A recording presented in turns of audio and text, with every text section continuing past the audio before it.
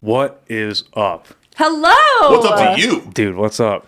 I've got probably the only two happy people in news media in the studio today. us. So thank you guys very much for coming down. Thanks for having us. I've been very much looking forward to this. Yeah. Logan, second time. Monica for the first time. Happy Thank to you be very here. much. You guys had asked beforehand. Last year, I've been thinking about rebranding for a minute just because, you know, the symbol. You're leveling up too. The last logo's a little. Symbol. The last logo's a little. You know, it was evolving. Yeah, well, it was based. Have you seen the original logo? Yeah, yeah. So obviously it was a play on OnlyFans, but I made it. Yeah, but I made it during the fucking pandemic. Yeah. It was a joke. I didn't expect this to last longer. And it took off. Well, right, yeah, but I didn't expect it to last longer than 6 months. Sure. Yeah. And then so as things kept evolving, it's like, maybe get around to it. I'm not really feeling it right now. I still like the name. It's still a joke, whatever. And then the opportunity to go on your guys' show came up. Yes. And I remember that. That was fun. It was awesome. And as I'm sending like EPKs and getting all this I'm like, they're gonna pull the rug on this. There's no way the most G-rated news show. Whoa. PG, all right, buddy, PG. Ever. You pet dogs on a regular basis. Yeah, and they like it. People like it. So do we. Oh, I think it's fucking great. But I was like, there's no way that they're gonna let me onto the public news with this. But it happened. It went great without it, and I was like, all right, maybe I start changing it. Yeah. And then when I did Casadas, and incredible. But I was hanging out in the green room with the headliner. She was very nice. Caroline Ray. Yeah, she was great. You remember. From Absolutely, Sabrina we the do. Teenage Witch. We all know Caroline We were talking Ray. about that today, real. This dude, remember we talked about your comedy. I said, how always was shoot for the that top. experience? Oh, it was fucking kick-ass. It was so cool. But doing it. I was talking to her in the green room, and she had brought up, like, oh, you have a podcast, right? Yeah, we started talking about it. But as we were talking about it, I was like, in the back of my head, thinking to myself, please don't ask what the name is. And then like after that week, and I was like, I'm embarrassed my own brand. I need to fucking the time. And there's doors that aren't opening to me right now because of that. And there's doors Really? Oh yeah. I could either ones that I know aren't opening because they've told me, or just like opportunities that I kind of get ghosted on where I'm like, oh yeah, they like the production, but they saw the logo. I get it.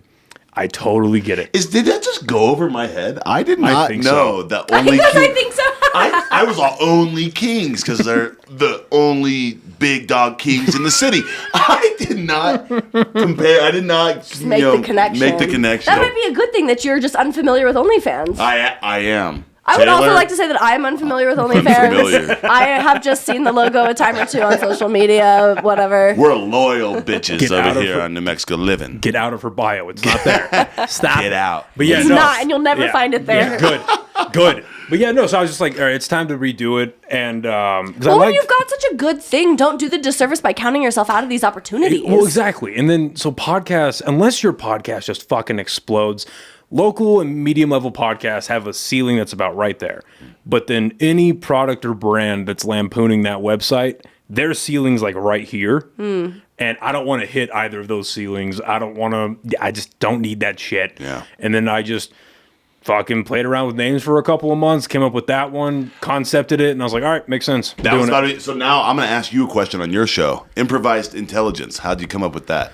I think it's legit. It's a cool name. Thank you. Well, I'll be honest. I used a little bit of AI, and I just pumped it into a generator. Well, I pumped it in a generator, and it gave me dog shit. Yeah. It actually took me further away from my goal than it did. It was just dog shit names. It's like, all right, whatever. And honestly, I just got a little stoned one night, and I was like, well, what is a podcast? What do I do on my I just talk shit. I can't do the talking shit podcast. I need to be marketable. And I had a couple of names. I forget what they were, but they're already taken. And I was like, oh, well, I think I'm smart, and I kind of just talk out of my ass. And then that like train of thought led to improvised intelligence. I was like, well, that's cool. But how to make it different and put in the parentheses, I think, made it a little different. I love it. No, I love it. It's so unique and perfect to you. Thanks, man. I'm telling you Well, right and now. the alliteration makes it easy to remember. Improvise. See, exactly that. And I had because now the smaller logo for social media, it's just the parentheses I and then an I. I was like, oh, well, that'll look good on social media. Yeah. And it'll look good on merch. We're doing that. There it is on a t-shirt. I want an Yes. improvised intelligence T-shirt when those come out. I need to. We need get on it. t-shirts, we need stickers for our water bottles and our laptops I'm and all an that good stuff. XL, although I actually am a KL. You Oh my ever heard gosh, that you're size? just on this vendetta tell you about about the this. sizing industry in This America. This is just a little segue, or just a off fuck is a topic. KL? All right, Right, thank you. Exactly, thank you. It's He'll a explain. size. It's a size that's not made up yet. Okay. This episode of the podcast is brought to you by the amazing people over at Chopped Chili. Guys, this is personally my favorite chili brand here in the state of New Mexico, and you can find them online at choppedchilico.com. You can also find them all across the state of New Mexico at Sprouts, Albertsons, Smith's, and a bunch of other stores in Albuquerque, Santa Fe, Las Cruces. I believe they're even down in El Paso now. They sell red and green chili, of course. My personal favorite is this blend of red and green, and they also sell online frozen bags of green chili. So again, go to choppedchilico.com to get yourself some amazing chili today. Now back to the podcast. I am not a large man. I'm not an extra large man. I'm a kind of large man. Listen, okay? dude, you're a big guy. I'm a kind of large. Listen, hear me out. I dapped up your nipple like 10 minutes ago. All right, I feel like you're I'm a the big. Michael Jackson No, meme right now. Hear me out. I put a large on, skin tight, looks terrible. I put an extra large on, swimming in it, way too big. I need a size that's right in between the large and the XL. Is it Make across your shoulders that it's too much? It's the arms. It's the jacked up biceps. You can't see them underneath these things, guys, but they're there. And I don't know. I'm a KL. I'm not large. I'm not XL. I'm a KL. So You're kind of large. Kind of large. kind of large. You ever That's just what I take am. a extra large and throw it in the dryer a little bit? Not the whole way. That's what just like a that's little what bit. I've been trying to do, Is it basically, working? in my life. Yeah, True Classics fit really well. True Classic, the brand. But when you get those T-shirts, I will let you know. if you make a KL size, just in between Just large order and them XL, normally and he'll figure it out. done. I'm just trying to get the word out. KL, support us. Be part of the. Be You an ally. support us. I've Be met an no ally. other people afflicted by this problem. Please What do you be mean an support ally. us? Please be an ally to the KLs. This is why your show works so well. We've got the yin and the yang. You balance each other Yes. out very well. The ass in the class is what we like to say. Yes. It works great. Yes. That's funny. So how long have you guys been co-hosting New Mexico Living now? Almost 3 years? We're in year 3. We're in year 3. Yeah. Oh shit. So we signed our contracts on the exact same day, April 3rd of 2021. In Together. blood. And blood, it was hey, sick. listen, it's I'm never leaving. It's media. All right, we all get someplace somehow, and if a little blood's involved, hey, that's happening. But it was so crazy because like I sat next to him for so long as my producer. Yeah. And so we already had, and even prior to that, I mean, I met Logan on my very first day of KRQE. Tell the story. June 6th, 2018. I'll never forget. My very first day at KRQE, I had just moved here from Texas. I'm new to the entire state. Did not Google Albuquerque when I moved here. Just was like, Mistake. this is an opportunity. Crazy. And so my first week, I worked the normal, like what we call the day shift, so basically the 9 to 5. But the actual shift that I had signed on to fill in was the graveyard shift. Wah, so wah. I did Wah, wah. 11 p.m. to 7 a.m. for 2.5 years. But that first week that I was there, I was working normal hours, get acclimated, kind of figure out how the newsroom worked, who I was going to be working with. But my boss sat me down at this open desk, and it happened to be next to Logan. So I'm sitting there, and I'm just like, okay. And I look over and I love to golf. Golf is like my favorite thing. And Logan has like 3 pages of golfers' names and like odds next to them because he's doing this like mock golf draft with people in our newsroom. Oh, I thought he was sports And betting so- on the job. No, definitely not Kind that. of. So I look over and I'm like, what are you doing? And Logan straight looks at me like, who the f- are you? Like this random chick that I've never seen. She's now encroaching on my personal space, asking me what I'm doing. She came up over my shoulder. She's all, "What are you doing?" I was like, "Jesus Christ. Nothing. Who are you?" And I think he thought that I just had no business. And then he learned real quick. No, it's not true. He learned real quick that I knew what I was talking How about. I learned really quick is because I had... The story is I was doing this I was fun telling little... the accurate story. You told it accurately. I'll give you a little more details. it was a fun little golf draft I was doing with kind of upper management. They got me into it because they knew I was into sports. So it was like the news director, the assistant news director, the chief of digital, and then me. And I'm new. I'm relatively new to KRQE, but they know I like sports. So we do this golf draft where we would go and roll dice, and then we would pick golfers. And if your golfer won the major, you won the pot of money. And so I was looking at I don't know much about golf. I know some about golf at this point, but not a ton. But they know that I like sports, so they got me into this. I was like, oh boy, I have got to do some education so I don't look like a jabroni. So I printed out the odds and I was looking at all the odds. And that's whenever this story happened, is I'm sitting there and she's sitting there, she goes, hey, what are you doing? And I was like, oh, it really went like, I'm like, I don't know who you are, but it's a golf draft with the guys over Go there. away. And I was like, surely she doesn't know. No, he wasn't rude. He was not rude. She's like, oh, I'm super into golf. Like, I was like, oh yeah, are you really? Well, tell me who William Berger is. And she's like, oh, he shot 4 under 2 weeks ago at this tournament, and then he does this, and he does that, and he does it. Her golf knowledge is insane. It's like my football knowledge, but more. I wouldn't say it's that. It's crazy. It's crazy. And from that moment on, we started chit-chatting back and forth, and we've been really good friends ever since, and basically best friends now. Yeah, absolutely. And so I feel like, honestly, that's how we met. Doing the show together has honestly made our friendship all the better, because we're not just like, friends because we work the same place, and then friends because he was the producer and I was on the show as a co-host with Chad Brummett when he was doing it. And it's not that it's like a friendship of convenience because we're around each other. It's like a genuine friendship. And it's only gotten better as like we've grown professionally, I think is fair to say. And so now getting to host this show, it's like, it's the biggest cliche in the world, but it's like, I look forward to going to work because you're going to have a good time. Even on shows that are, maybe we don't even have a guest. So there's not a whole lot going on in our show. Like, we find ways to make it fun. We find ways to make it interesting. And then I think the whole newsroom hates us because when we're done with our show, we are just laughing and joking. We're super loud and we're just like not taking anything seriously. And I feel so grateful for that. Everyone else is like, all right, tonight at 6, 15 more dead. Exactly. Isotopes still suck. They're all, what did Trump do lately?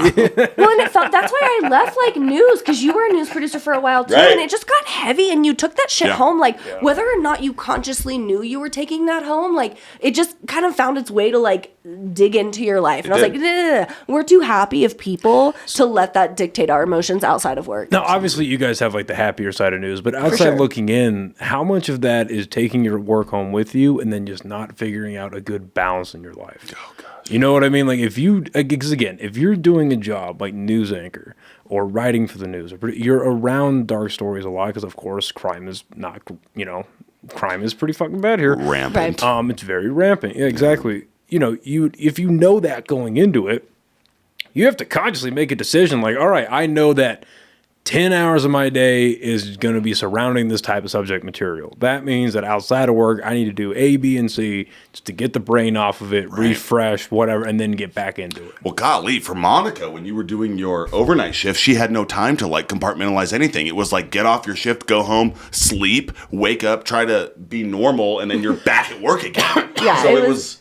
rough. I mean, that's the fact that she made it out of that is crazy. You sound like I went to war. It literally kind of is, to be honest. Well. Like it's well, in a news sense, it is.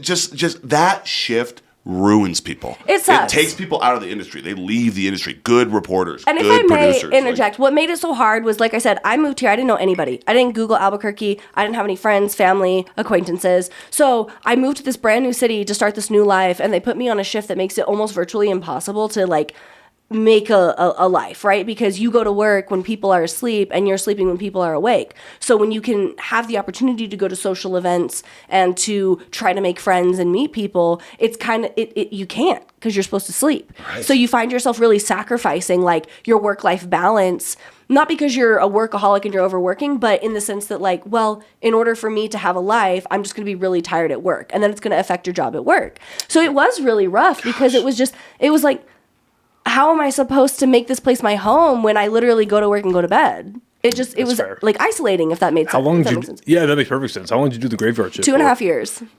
Longer than pretty most. Brutal. It was pretty Longer brutal. than most. Did they just not like you? So to be fair, I didn't know that was the shift when I applied for the job. It wasn't on the form, the application. They're just like, you're going to be a producer at KRQE. However, in some capacity. However, I was in a much worse work situation. And so even when I was told you're going to do the graveyard, I was like, yeah, cool, great, fine, don't care. Get me out of where I'm currently at. And that was out of Texas, right? Mm-hmm. And I'd imagine, was that another news station? Mm-hmm, a very small one. Okay, yeah, we'll play nice. Yeah. And I don't want you to have to out those people. What made it so bad? It was like high school 2.0. Like, I've always wanted to work in news. I always knew this is what I wanted to do. And I felt like I was just walking into a cafeteria. It was cliquey. It was immature. It was childish. And the person that was supposed to be our news director, was the pot stirrer of all of it. So somebody that was supposed to be the mitigating factor, the person that you could go to say, hey, this girl, this is the dumbest anecdotal story, and I'll keep it really short. I'm so excited. I'll keep it really short. But case in point of what I was dealing with was this girl went on a shoot at a fire station, saw a firefighter, did not speak to him, thought he was really cute. I go to a concert months later with a friend, run into that guy, we hit it off. She gets livid at me because we're supposed to be friends and she saw him. How dare I take him from her? And so then we have this whole falling out. I go to leave, to come to Albuquerque, leave the entire, station. And she's like, we should tell Monica that we're having a going away dinner for her at this restaurant at this time and have her show up and none of us be there. That's what I was dealing with on the daily. And I was like, get me out of here. It's like a sitcom. Well, I gotta ask, did you show up to the dinner? No, because I had a homie that told me about it. Really? Yeah. Got him. Gotcha. Well, no, the worst part about that whole thing is there's some waiter or waitress at that restaurant who was like, I got a 15 top coming in. I'm going to get some money. $200 and then just ghosted. Yeah, how crazy is that though? That's that the most we're challenging thing I've supposed to ever be college. This girl had a college degree. She's supposed to be a college educated but what's her individual. name? No. What's her name? We know how much those are worth these days. And that's fair. But it was just this is what we're doing because you saw someone that you know. That's what I was dealing with. I was like, get me out of here. I don't even care. Unreal. Some people just don't. How crazy is that? It's like it's something out of a Netflix show. Well, a lot of people just don't grow up. They peak in high school or they peak in college and people. I don't understand it personally, but people just feed off of drama. Oh, I they hate feed that. off of who's dating who and who's telling this lie and who's fucking who. It's like, no. Hey, listen, this is a workplace. Yeah. We are all here for one reason: money. Seriously. Sorry. Survival. well, maybe, but no, it's you go to a job for one of two reasons. It's either money or the potential for money. Right. That's absolutely it. That's the only reason and we if you apply happen for to like your job Wrong, along the sir. way, that's a good thing, Exactly. right? If you happen to like it along the way, then you're fortunate. That's Lucky us. It's an added benefit for sure, but we're all here for money. Right. Stop it with the high school antics, I know. but people just don't fucking grow, and It was hilarious. I was like, okay. That story is nuts. I'm so glad you didn't go. That's in the workplace. That's with grown up social groups. That's in the I experienced that like no other in the military. That's just fucking everywhere. And it's hard to grow up, embarrassing folks. on that person. So anyway, to the point about doing the graveyard is when they told me that's what it was, even though it wasn't initially on the application, I was like, great. Girl, signed, sealed, delivered. When can I start? So why golf? Because golf is the most boring thing. Hater. He's not an ally. That is, I'm not, man. It's what old people in Florida do to bridge the gap between retirement and death. You don't Well, like I am an old person, so Monica is an old soul. That's sad. so What makes pardon you me. interested in golf? When I grew up playing soccer. I played soccer for 13 years. And I got really burned out. And so when I was entering high school. And so I was like, you know what? I don't want to do this anymore. I don't love it anymore. But I want to play a sport in high school. And I heard through the grapevine that if you were a chick that knew how to hold a golf club, you could probably make the team. And so I was like, sick, I'm going to give this a shot. My whole family golfed. My dad golfed, my brother golfed, my grandparents on both sides. My mom and dad, they all golfed. And so I was like, cool, I'll get into this. I'll at least have a semblance of a swing when I go to tryouts. They call them auditions in golf, Tryouts. folks. It's a legacy sport. I was thinking about my cute little outfit that I wore. Anyway, went to tryouts and made the team. But what I found so infuriating was that you didn't have a team to help you out when you suck. In the sense that if you whiff a kick in soccer, maybe you've got a midfielder that's coming up from behind to grab that ball or a defender that's ready to take the attack from the forward on the opposing team. You just whiffed. and now you're behind. Like, and that was very frustrating because I think I always relied on that team dynamic that, like, should I mess? And I was a fair to midland soccer player. I wasn't fantastic, but I could move the ball. But I always relied on the team to kind of like be there if I were to fall short or whatever it may be. No one is doing that for you in golf. And I was like, I must be good at this. I can't suck. I've also done every random sport ever. I was an ice skater for a while. I was an equestrian for a while. Like, oh wait, that's horse racing, right? horse jumping. Yes. Was a- Okay, yeah. yeah. Listen, just you used weird- a word with more than 3 syllables. I'm so sorry. All right. Equestrian. 4. Four of them. So I think that's what it was about golf is it was just like, okay, so it's really only me that can do anything to make this good or bad. And I was really, like, I guess just inspired to not suck. I also wanted to be able to hang with my dad and my brother. And now I am exceedingly better than my brother, no offense. Yeah. And my dad and I kind of go neck and neck. Well, But listen, I think that's the goal in life is to not suck. yeah, I didn't want to suck. But you're not a golf guy. Yeah, I'm not. Did you sport? Don't even play. Did you No. sport growing up? I mean, I played like a little bit. So I was a very much like a sheltered kid. Okay. Like I was not allowed to play football. Really? Why? Yeah, because they thought I'd get CTE or Well, something. good. Now, I have CTE. Yeah, but- I led with my head for literally 12 years. She'll tell but you so many stories about it. But I'm like borderline retarded now. So how much would that really hurt me? You know? Like, yeah. Don't you say that. But you know, it. But yeah, I played like fucking basketball and flag football in middle school. And Okay. then nothing in high Yeah, school. nothing in high school. I just didn't really get into it in high school, like because I went to I went to NIMI down in Roswell. Oh, that's right. Oh, yeah, yes. I went down to NIMI, and I just sports didn't really appeal to me, and then my school was kicking my ass. I didn't have time to go to sport, Sure. and then like in end of senior year of high school, going into college, I started doing boxing, and I really That's cool. really enjoyed that. But then just stuff got in the way, so it was like I never like competed or like did anything major. I just did it to stay in shape. So no You know. sports for you. He dropped 34 on JAL one time. It's true, I did. the only high school story of his I remember. Yeah. So, fun fact about me. Do you know how many people I graduated with in high school? I was 6th in my class. Where did you go to high school? Okay. I went to Valley Christian Academy. Valley Christian Academy. I was 6th in my class. You probably had like 15 people. That was very rude. 13. That was close. Damn it. I went to a very small Lutheran Six? middle You school, could so have I been feel 12. Thank you. Top You 10. could have been 12. I could have been 12. I like to High say five for you. Thank you so much. I always tell people I was 6th in my class. Like, dang, he was really smart. I'm like, yeah. They don't need to know That's how all many you people need were to in say. the That's all you need to say. All that to be said, I played small high school sports. So I was 1A basketball. I was 1A baseball. And I played 8-man and 6-man football. I didn't even play 11-man. I played 8-man and 6-man. But it's true, I did drop 34 on JAL once. I just remember that We story because I played- think JAL we is a played- funny city name. We played small cities like JAL, Yeah, Springer. what the fuck is Jowl? JAL's a It's city. down in southeast New Mexico. Jowl- It's Jowl- by Hondo. JAL, right? Yeah. No, it's not by Hondo. Oh, I made that up. No, it's not. How far is this? Okay, because you have It's like hours away from. because you have Roswell, and then 2 hours to the east you have Hobbs, and then you have like the Hagerman area and Lovington. Where the fuck is this? Hagerman is closer to Roswell than it is Hobbs. Yeah. It goes Roswell, Dexter, Hagerman, Right. and then maybe Hobbs. Yeah. But long story short, we played a bunch of small tiny cities. Like we played House. There were two House? cities. Yeah, that there had- is a place called House. There New were Mexico. 2 cities that had one team. It was House and somebody. I don't know if it was Dora or who it was. Dora was another city we played. Yep. We played. We I know also Elida. played. No, hear me out. You guys are gonna be mind blown by this. We played the New Mexico School of the Deaf in football. They have won a state championship in this state. I'm not joking. I'm serious.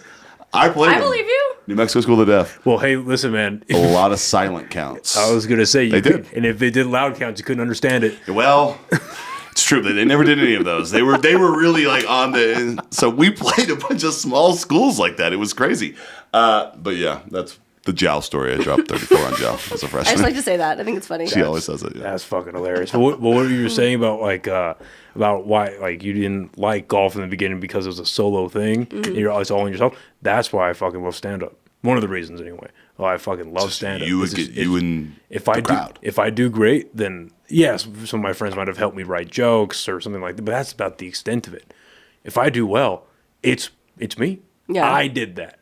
But when I bomb, it is also Just you. Just me. Another question for you. Yeah. I have two questions for you. First question. What's the feeling like when you bomb? Okay. And then counter, what's the feeling like when you hit and you tell a joke and the whole crowd loses it? I'll answer that second one first. It is unlike any drug I've ever done. It is unlike any fucking drug I've ever. And I haven't even I've done well, but I haven't slaughtered or anything like that. I've never considered any of my sets fucking 9 or 10 out of 10. Just I've done well, but even well for me, against a year and a half into it, brand new. When I kill, it's whoa. Yeah.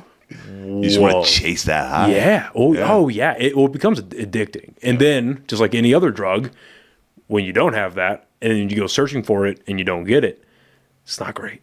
Yeah. It's what's that feeling like? You gotta take me into the mind. It's because for me, I'm very fortunate that I've never been embarrassed of bombing. Now, granted, Are you easily embarrassed? You strike me as someone that is not easily embarrassed. It's just maybe growing up. Sure. You know what I mean? Maybe growing up, maybe in middle school or high school, maybe. But now that I'm an adult and I've done my own fair share of mushrooms, I'm just you know what? We don't have time for that. Yeah, it's you don't like me? God, that sucks.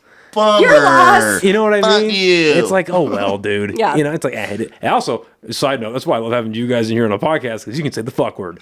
It's great. I had to ask him that last time I came on. I said, any FCC violations? No, he said no. I was like, fuck yeah. Well, my thing was can you say the fuck word? You're the one that goes on TV. If the FCC doesn't, control this, I can do whatever I want. Beautiful. But yeah, no, it's just, yeah, because and I've also never gotten myself into a situation, talking about embarrassment, I've never gotten myself in a situation where I've just really fucked up. And don't get me wrong, I've made mistakes in personal relationships and stuff, but everyone does, but nothing but nothing that's horrible. You know what I mean? So I've never put myself in a place of embarrassment, but then being on stage and bombing, it's never gone to oh, this is so embarrassing. They all hate me. It's well, first of all, I'm just confused because I'm I thought that was funny. All right. What the Yes, now it's become more confusing. And then lately, now I've gotten more into it, and understanding it a little, a smidge more. Now I'm oh man, I'm here to make these people laugh, and that's not happening. Then I start feeling bad for the audience. I'm fuck, you got to sit through this. That sucks. You feel the heat? Get hot? And anytime I feel nervous or something, I start to get sweaty. Yeah, I feel my face just I've definitely I get a little sweaty on stage, but it's nothing crazy. I don't know. It's just, I think the overwhelming emotion is confusion. Because especially why am I missing the mark? Well, yeah, because especially so it's one thing if it's newer or newish material that's not working in front of a crowd. It's okay, it's newer stuff. I'm still working it out. It's worked here, doesn't work here. That's fine. That happens.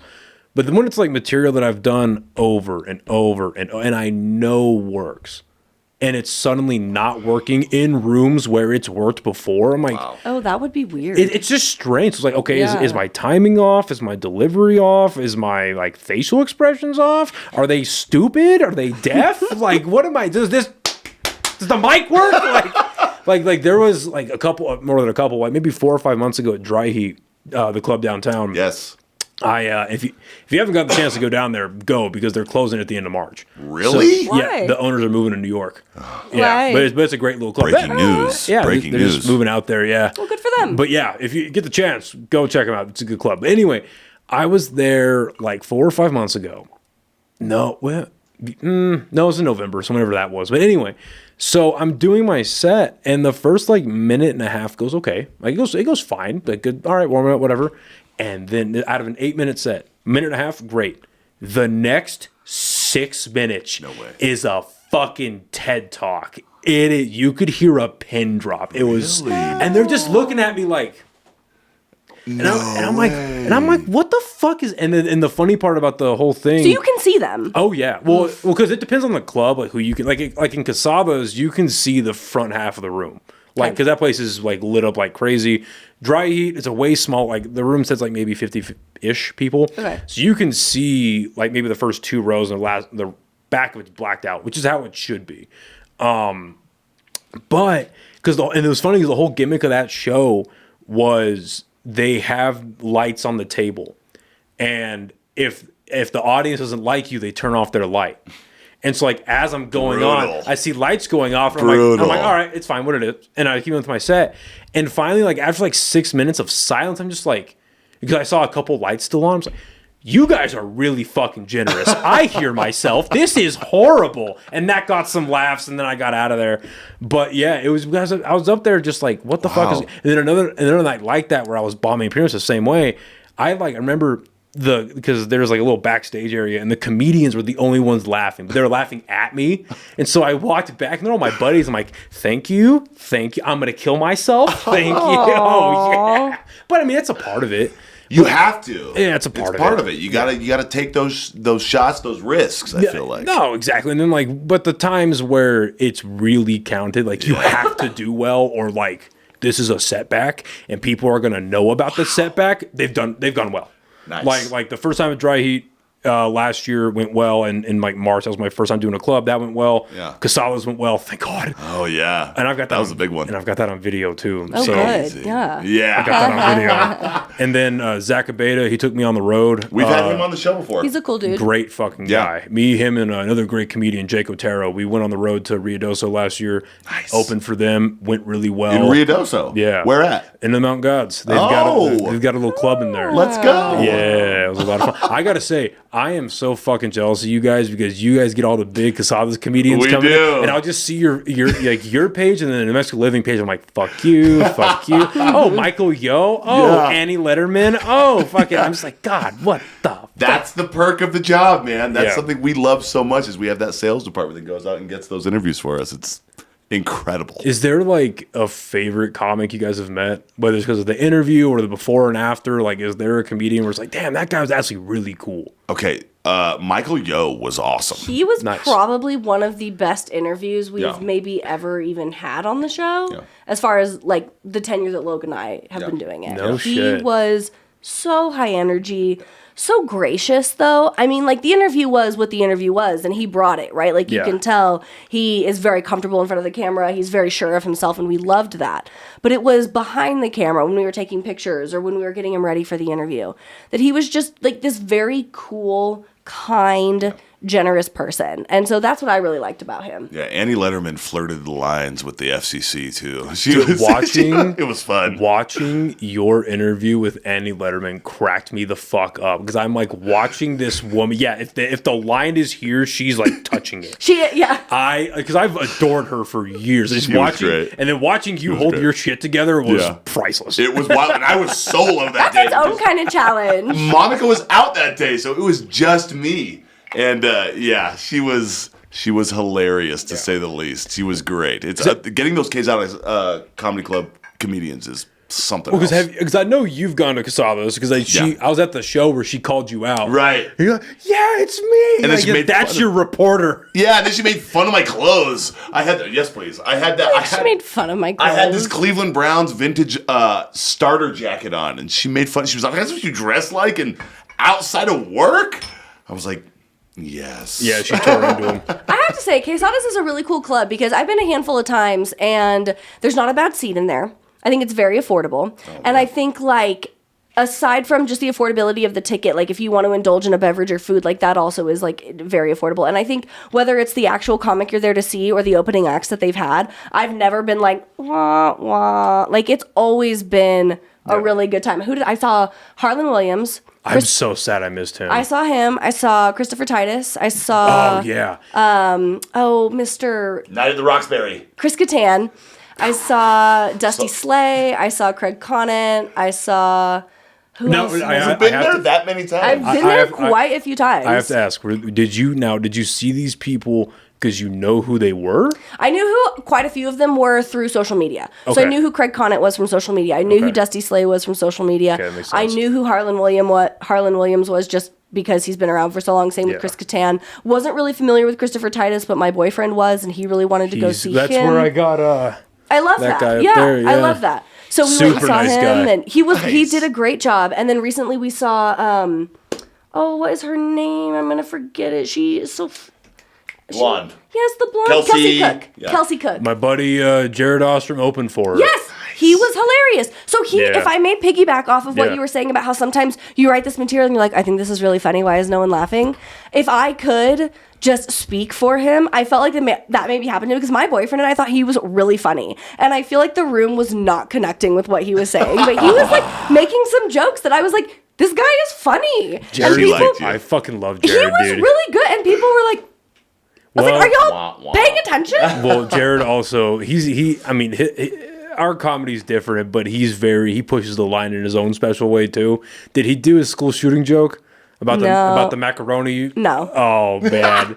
Yeah, he has a joke. I don't want to ruin it, but he has a great school shooting joke, and I wanted What a to. thing Those to are our say. favorites. Well, it's my favorite joke of his. I'll be honest. That one, and then he has a joke about the Subway guy because they're both. did that one. Good. He did that one. Good. And it was hilarious. I thought Yeah. it was very funny. He did get some laughs out of that one. But yeah, I thought he was really good. So, and that's something that Logan and I talk about too when we talk about quesadillas when we have these comedians on is like how cool it is. Maybe you can speak to this, that they give the local comic the opportunity to have a platform. I mean, how cool was that for you? Oh, I fucking lost my mind. Yeah. Like, I was at Caroline work. Ray too. Yeah, I know. Oh my god, yeah. Well, I saw the initial DM on Instagram, and it was in my requests, and I thought it was like a spam. Who was it from? So from the old booker, because they have a new booker now, or I think they had an old booker, put somebody in charge for a little bit, and then they have the old booker back again. But anyway, the person reached out to me, and I saw it, and I was like, nah. So I called my buddy. And if you haven't had this guy on your fucking show, you need to. His name's Buck D. Robert Buck D. Gibson. This dude is like it's mind blowing that he's not as bigger than he is right now. Like he's insane, and he's been at Casadas a few times and super funny dude. Anyway, he's been a big mentor to me in stand up. So I gave him a call and I was like, hey man, so I just got this DM from insert name here. Is this real? And he goes, yeah, dude, you better reply to it. And I was like, what the fuck? So I said yes. And I was like, yeah, I'd love to. Let me know what date, blah, blah, blah. And they sent me the date. And I was like, my buddy's fucking wedding is this weekend. No. Yeah. So I was like, no, you know what? This is one of my best friends.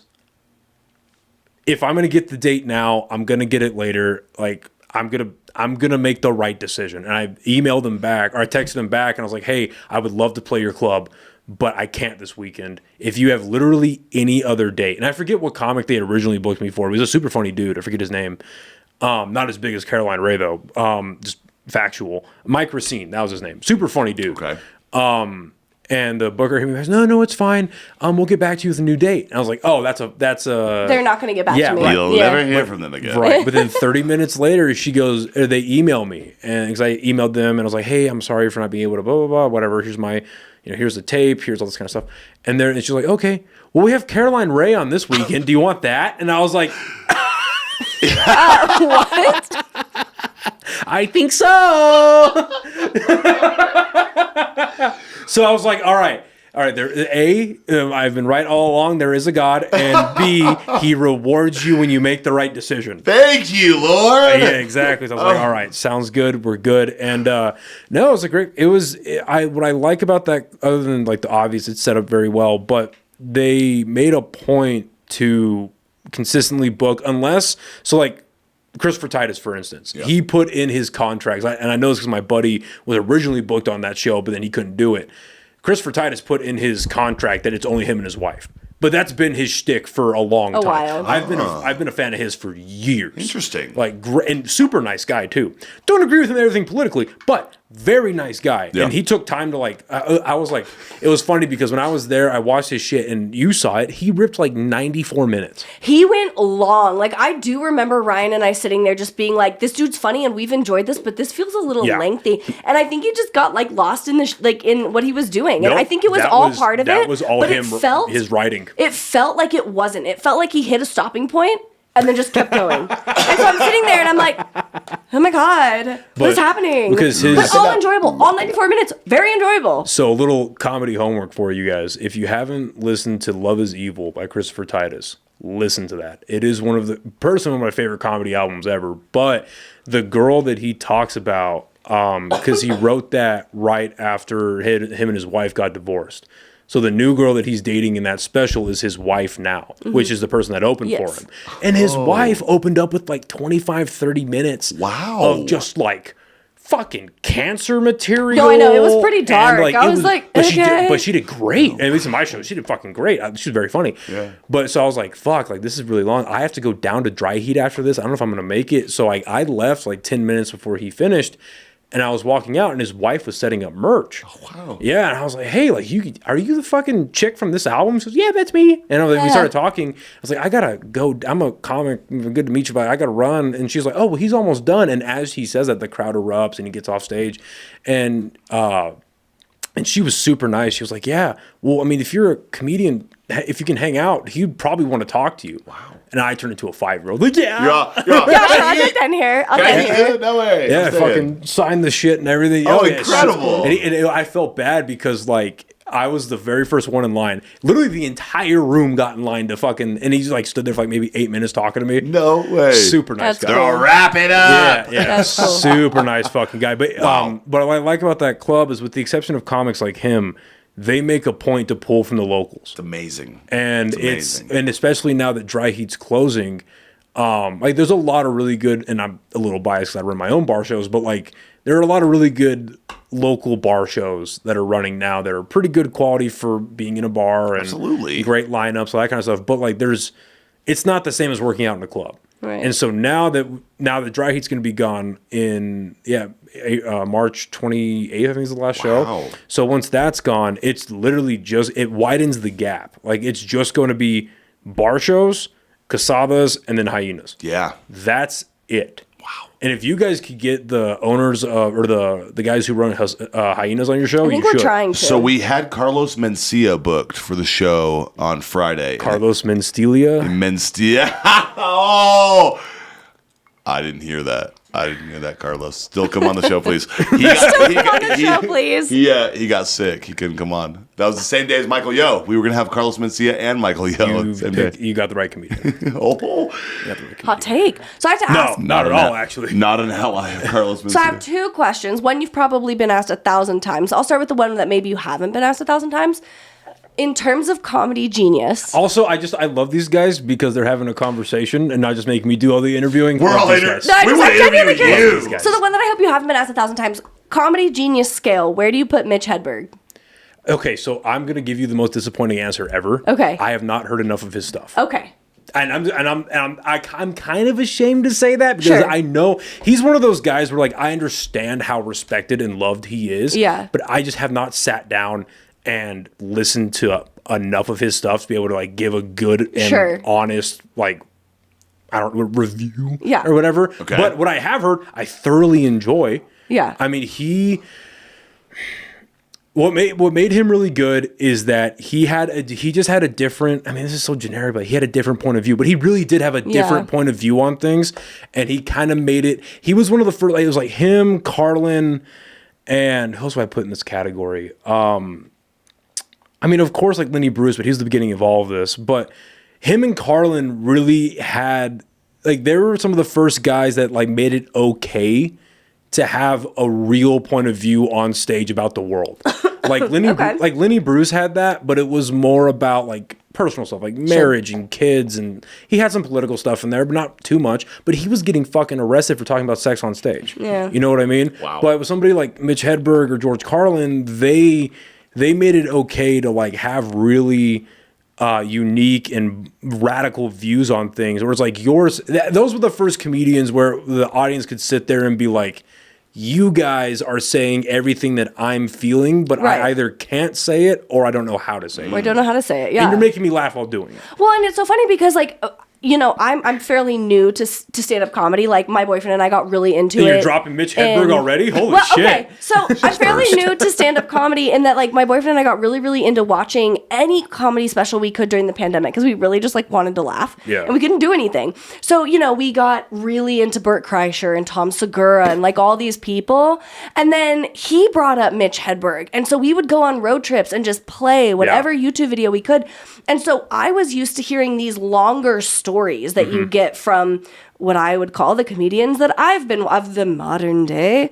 And Mitch was just dropping these one-liners that were so funny. And I think what made them funny, to your point, is that, like, I feel this way, but I couldn't have said it like that. But this is how I feel about, whatever it may be. And then he just delivered it really funny. And so I don't know where he ranks amongst comedians as far as, is that still kind of a respected way to do comedy? Extremely. I mean, one of the biggest comedians right now is Mark Norman. And that's his whole thing. I've seen him. He's hilarious. Yeah, his whole thing is just bang, bang, bang. Him, Dave Attell. I'm not the biggest. I like Dave Attell. I'm not the biggest fan of Dave Attell, but I understand why he's funny. Sure. I understand why some people like him, but it's just bang, bang, bang. Well, I have a serious question for you now. Oh, boy. Give me your Rushmore of comedians. That was my other one. Oh, man. There we are. Coming. Rushmore, 4 of them. Go. Oh, you two are going to do this too, by the way. Okay. But, I hope not of comedians. Mine are very influential. Can we do in my something life. else? I can do comedians. Give me a Rushmore of comedians. 4 of them. Go. Well, Dave Chappelle's my goat. Okay. He is like a huge reason why I love stand-up, he's the shit. So he's the top, and then for me, the other 3 are interchangeable. For me, it's Chappelle, Louis C.K. I've seen him. He's insane. Yeah, he got into some trouble, but he's still one of the greatest to ever do it. Yes, pervert, but great. Hey, listen. All right. Pervert, but great. It's fine. Listen. Pervert, but great. We have the category. There's a lot of people that are perverts, and they're great. Yeah. But they're perverts. Yeah. He's one of them. It's the truth. Hey. Sorry. Very taken aback by She that does have a statement. cough. It's a dry one. Okay. Oh, man. That's just... So, like... Louis C.K., Dave Chappelle. So, Chappelle, Louis, Bill Burr. Again, he's kind of gone the way of politically I don't really enjoy, but I still love his stuff. Yeah. Grew up on Bill Burr. And that 4th spot's always tricky because, like, if I'm based off of, like, nostalgia and who I grew up watching and nobody agrees with me, but I fucking love Jeff Dunham. Oh, I've seen him. I've seen him. Yeah. I have seen him. Have you really? I have. Yeah. With my whole family. I love Jeff Dunham. But Okay. then also, I really love Christopher Titus. Yeah. And then, I mean, fucking right now, Shane Gillis is a monster. He's hilarious. He's a fucking monster. But then Andrew Schultz's special. Great roaster. He's phenomenal. His special.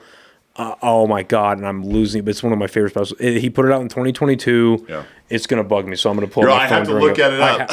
I hate pulling out my phone during a podcast, but I'm gonna look this shit up. But We need to get fact checked here, folks. he did Andrew Schultz. Is he the one with the weird mustache? Cough it out really hard. Infamous. He looks like a carny. Yeah. Infamous. Infamous is one of my favorite specials of all time. He looks like And a then- carny. He does? No, yeah. With that no sideburn, Okay. weird fade. It's yeah. weird. So like Andrew Schultz is up there, and then but I really do enjoy Charlie Murphy. He was funny, and then Charlie Murphy, and then Paul Mooney is fucking insane. All right. Yeah, there's so many. Can I tell you who influenced me Wait. exponentially? Who's killing it in the female comedy game, please? Oh. Okay, sure. So what first got Before me my into influence. Yes, then I want to hear your influence. Sorry, Logan. what really got me into stand-up as a kid was Jeff Dunham, Chappelle Show, and the Comedy Central roast. Okay. And I remember watching the Comedy Central roast and watching Whitney Cummings and Nikki Glaser just murdered. And I was like, these are gorgeous women saying horrible things. I think I'm in love. And I remember being like a middle schooler, like, oh my God, what the fuck is going on? Like, and then Natasha Leggero, she's fucking amazing. Oh man, who else is really? You said you liked Annie Letterman. Annie Letterman's crazy. She does a podcast with Whitney Cummings. Fun fact. Yeah, she's fucking great. There's one more that is just not that's not coming to mind. She used to date Jimmy Kimmel.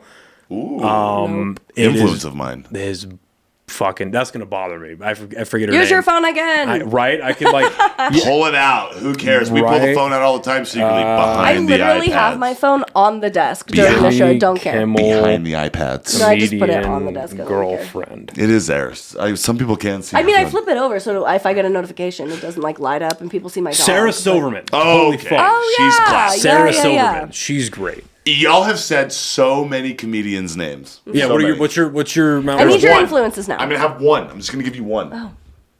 Dane Cook.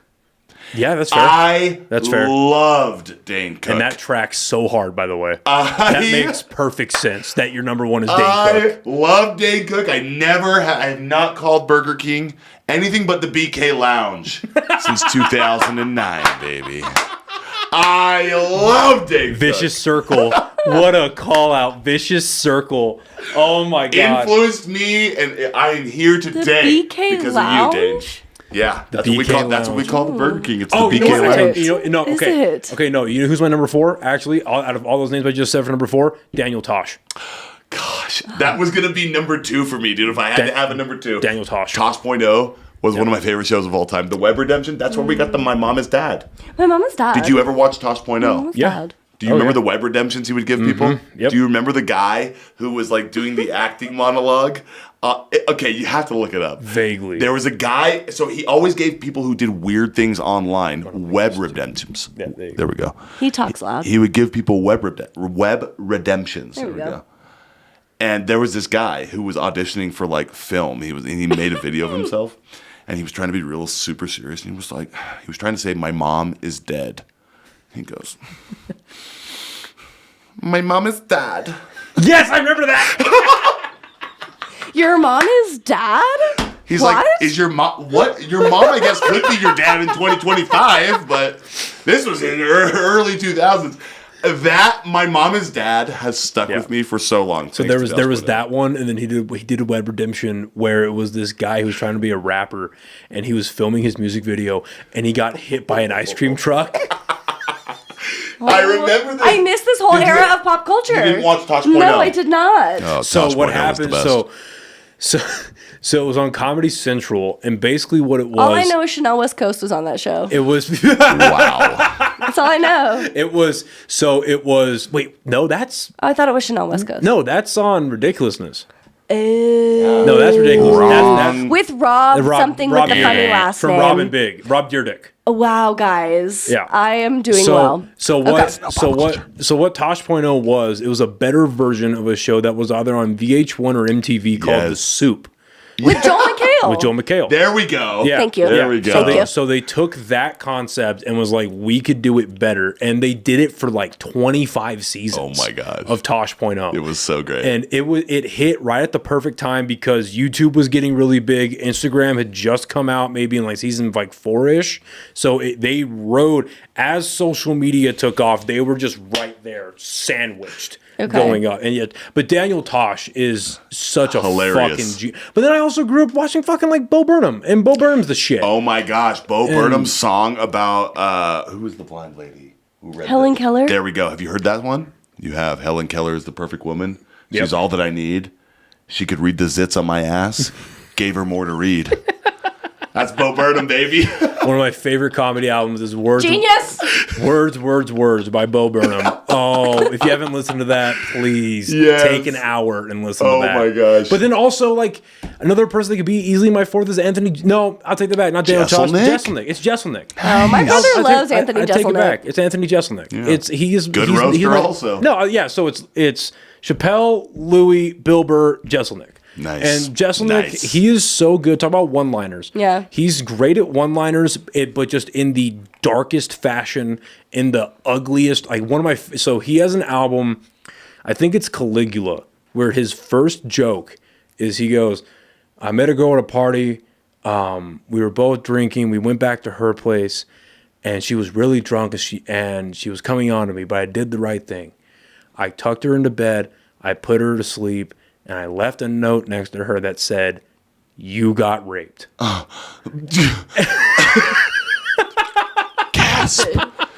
Gasp. Now, he tells it way better than I room is did. silent. But that's this kind of, he talks about that, murder, any dark subject. That's just his deal. He takes it and makes it just the best package possible. Wow. And he's such a fucking genius. And he does it. It's even just the way he because he stands there, he never smiles. He Just real deadpan. He He just is. stands on stage. Imagine if Toby Flinderson from The Office had a personality and just let all of his inner Toby. It's been nice. Die Hard Office fans. Hope you find your paradise. We love The Office. We do. Big A little fans. too much. That was a Big great. fans. That was a great comparison. How there. sad were you when The Office left Netflix? Extremely sad. So much so that I asked for the DVD box set. because it wasn't yet on Peacock. It's Monica. Anytime she watches The Office, it's a DVDs going into the I'm clapping. player. I'm clapping for physical media, by the way. I was really sad for 5 minutes. So it took and me then I got a a long suspicion time. I had it, and I got it again. It took me a long time to get into The Office. So independently, I had tried like a while because one of my really, really, really good friends back home, that was like her favorite show. Ashlyn, you've met Ashlyn. Yeah. It's like one of her favorite shows, and we have been best friends for forever. So I'm just like, we will obviously like this show, and I was just like, this fucking stupid. Okay, so I have a question though. Did you start watching The Office like any random season? No, or is I it started season 1. That's why. Okay, wait, okay. That's so I like season 1. That's my why. brother, his favorite episode ever in all of this is Diversity Day. Mine too. Season 1, Oh, episode yeah. 2. Brent That's a great- loves that's that a great episode. So A lot I of watched cultures it. eat Should I say, rice. a lot of cultures eat rice. To my response is, rice is really great if you want 2,000 of something, which is a Mitch Hedberg line. So anyway, it took me a hot second to get into The Office. And then I meet my boyfriend, who is probably as big of a fan of The Office as this man right here. It's true. And he was like, no, you have to give it a shot. You just have to give it a shot. And so I was like, finish. okay, fine. Start to I'll do finish. it. So we start with season 1, and I'm like, okay, I'm actively giving it a shot. I really like this guy. I really should understand what the fuck this show is. And so I'm watching It's it. a good woman right there, ladies and gentlemen. Take notes. It's like he Thank likes you. The Office. I'm fucking dialing in. I'm gonna try my best. And so we watched the first episode, and I'm just like, hey. And then Diversity Day was pretty good. It was actually very good. She's all Pilot wasn't very good. That's the name of the first episode. Didn't love Pilot. I didn't love Pilot. I did not love Pilot. Most people don't. And so then, we get through the first season, and I'm like, I was entertained enough to start the second season. And from there, I was sold. I just never could get past the first season. Well, okay, so think about it like this. So if you compare Michael Scott in the first season to the second season, he's a completely different character. Yes. Hair and everything. Yeah, they changed his hair, they Yes. changed his person. Because in the first season, he's a lot like Ricky Gervais from the British Office. Absolutely. Where he's like dirty, he's super giving used car crass. salesman. Exactly. But No in season offense. 2, he's Americanized. Right. He's the lovable idiot. Yeah. He's the idiot that succeeds. And if you think about the comedies that were coming out at the time, that was like, so movies like 40, he was in it obviously, but Yeah. 40-Year-Old Virgin, Knocked Up, Super Bad, Excellent movie. American Pie movies, the actual movie, not the spinoffs, but the actual American Sure. Pie movies. What was the movie with Vince Vaughn and Will Ferrell? Old School, right? It's You're my boy, Blue. What? Great quote. It's a great movie. Thank you. But Great it's quote. it's Thank you so much. it's the lovable, it's the idiot that succeeds. It's the Yeah. lovable dumbass. Yeah. And so that's what they turned Michael Scott into. And obviously their camera techniques got a little bit better. They changed the color grading and it became more American because English humor is a lot more deadpan and dry, Right. stuff like that. And American humor is more in your face. Right. It's a sitcom, right? So they merged the sitcom with the mockumentary style. Right. And they created The Office. And the funny thing about The Office, too, is so a lot of people did not like the first season. It was not good. I'm sorry. And It so was as not that great. I thought it as was they fine. were doing the second not that season, people were like, average. I don't want to get into it. So their numbers were dropping in the second season. And the only reason they got renewed for a third is because when the second season hit iTunes, it was at the top of the TV show list for months. People were just buying it, and then NBC was getting a shit ton of money out of it. So they were like, "Oh, what if we did season 3?" And then it was off to the races from there. Yeah. Could you imagine canceling that show after season 2? A crime. Well, It would have been a crime. We would would've have been been. so deprived. well, think about it. Fucking Steve Carell wouldn't have had the career he had. Right. John Krasinski wouldn't have had the career that he would have had. And Ray Wilson wouldn't have had a lame podcast. So it is what it is. It is what it is. I'm sorry. I don't want to see Dwight Schrute get spiritual. I'm sorry. It's not. Have you ever seen him in the movie The Rocker? Oh yeah, it's a great movie. It was a Wait, great The movie. Rocker. Have you seen The Rocker? Yeah, it's like where No, he gets kicked. I'm No, sorry. he gets kicked out of his band. So he's in a band. He gets kicked out of the band. So he gets like these high school kids. Oh, so It's very School of Rock. School of Rock, but Yes, worse. it's very School of No, Rock. because he was in a superhero movie. It was called Super. He was in that movie. That Okay. was really good. With a bunch Yikes. of dumbass vigilantes. Yikes. It's smoke a little bit of weed and have fun kind of movie. Hey, we like that. Yeah, exactly. But these guys wouldn't have had the career that they would have had. And we wouldn't have had fucking Steve Carell. Unbelievable. One of the greatest comedic actors of all time. We just had a actor or a comedian who was out at Quesada's who was on The Office. Mike, is it Winfield? Winfield, yeah. I was going to say Whitfield. I don't know why I was going to say that. Mike Winfield. He was in 2 episodes of The Office. He was in... when the warehouse workers win the lottery. You know how the warehouse... And so they all quit. Oh, yeah. So they have to hire... So he's in the episode The Lotto in season 8, and he's also in Doomsday. And so, obviously, the warehouse workers win the lottery. Daryl doesn't get in on the pot. And so they all quit and leave. And so he has to find all their replacements. So he's all depressed, and he's like just super sad with his life. Mike Winfield. And so Mike Winfield is one of the guys who plays the warehouse workers who come in, who applies. And so Andy Bernard and Gabe. No, it's not Gabe. Oh. What's Daryl? Oh, yeah. He was on America's Got Talent. Correct. Yes, he was. So we had him on the show recently. We got to ask him. We got to say, Mike, you were on 2 episodes of The Office. What was it like being on literally one of arguably the greatest shows of all time? Yeah. He gave us the greatest answer ever. He said, first of all, it was surreal. I was sitting there. I walked in. I got the part. I walked in. I'm getting my makeup done next to Phyllis. He was like, I look over. He goes, I look over and I'm running lines with Stanley. He goes, we go down to the warehouse and I'm doing forklift training with Dwight.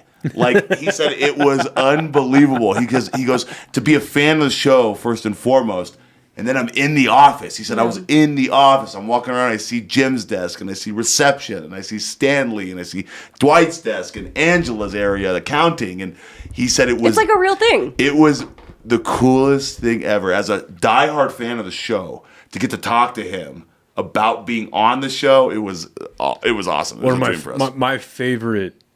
comedian that was on that show as a guest role, or like supporting / guest role, was Patrice O'Neal. Oh yes, he passed away. He passed away more than a few years ago. Warehouse. He played one of the warehouse guys. That's the guy that Mindy Kaling calls the whale. Yeah, she's the sea monster. You weigh like 1,000 pounds. There we go. Let's like take a ride in this sea monster. Yeah, whale. Yeah. Well, what I really love about him is he has this quote, and he was like, "I don't care." No, he said, I don't want everyone in the audience to like me. I want like 75% of them to like me. But if there's a quarter of you that hate me, I'm doing my job right. Yeah. And I just think that's such a great way to look at stand-up. Yeah. Like, because there are comedians that everyone just loves and enjoys, and there's a 100% hit radius. But then there's comedians that don't have that, but still do extremely well, and they're not hitting that hit radius because they're talking about things people don't want to hear, but they do it well. It's like that's the guy. Haters are your motivators. Yeah. Thanks. Live, laugh, love. Yeah. There we go. There's your quote for today. But yeah, it's funny looking back at shows like that had a rough first season. Yeah. Like, cause that show was like that. Parks and Rec was like that. Community was like that. 30 Rock. And I'm going to say something that nobody fucking agrees with me on, but the reason why it took me so long to get into Breaking Bad is I thought the first season was a dud. Hated the first season. But then what's cool about My wife it thinks the same thing. Is it was a snooze. Yeah, but you watch the entire show and you turn around and watch the first season again. It's you amazing. See all the seeds they're planting, and you see the foreshadowing, and it's like, oh, they're geniuses. Yes, exactly. And that's exactly how I feel, because much like The Office, when I was moving out to Albuquerque, everyone's like, oh, you've obviously seen Breaking Bad. I was like, no. So I was like, oh, great, a show that I have to watch. And it took me 2 or 3 tries to get through this first season. And I was like, I feel bad for Walter White. This is sad. Like, he has cancer. He's a chemistry teacher. He is not appreciated at home. Like, his son, he's dealing with, like, his son. I never liked Skylar. Actress Anna Gunn, you're fantastic. Never liked your character. I mean, that shows you how good she did. But that's the thing, right? Like, never liked her. I was like, she's a bitch. And so I just didn't like the whole first season. And again, Ryan was like, this is the greatest show I've ever watched in my entire life. La la la la. It's like, okay, I'll watch the show. If that doesn't tell you anything about Monica, she's all, he was not appreciated at home. That's one of her complaints. He was not. No, I think that's Walt Jr. loved his father. He was not appreciated at home. I'm sorry. So, anyway. One of the greatest scenes in that movie or that show is when they're all talking and he goes, you're a pussy. And it's like, oh, fuck.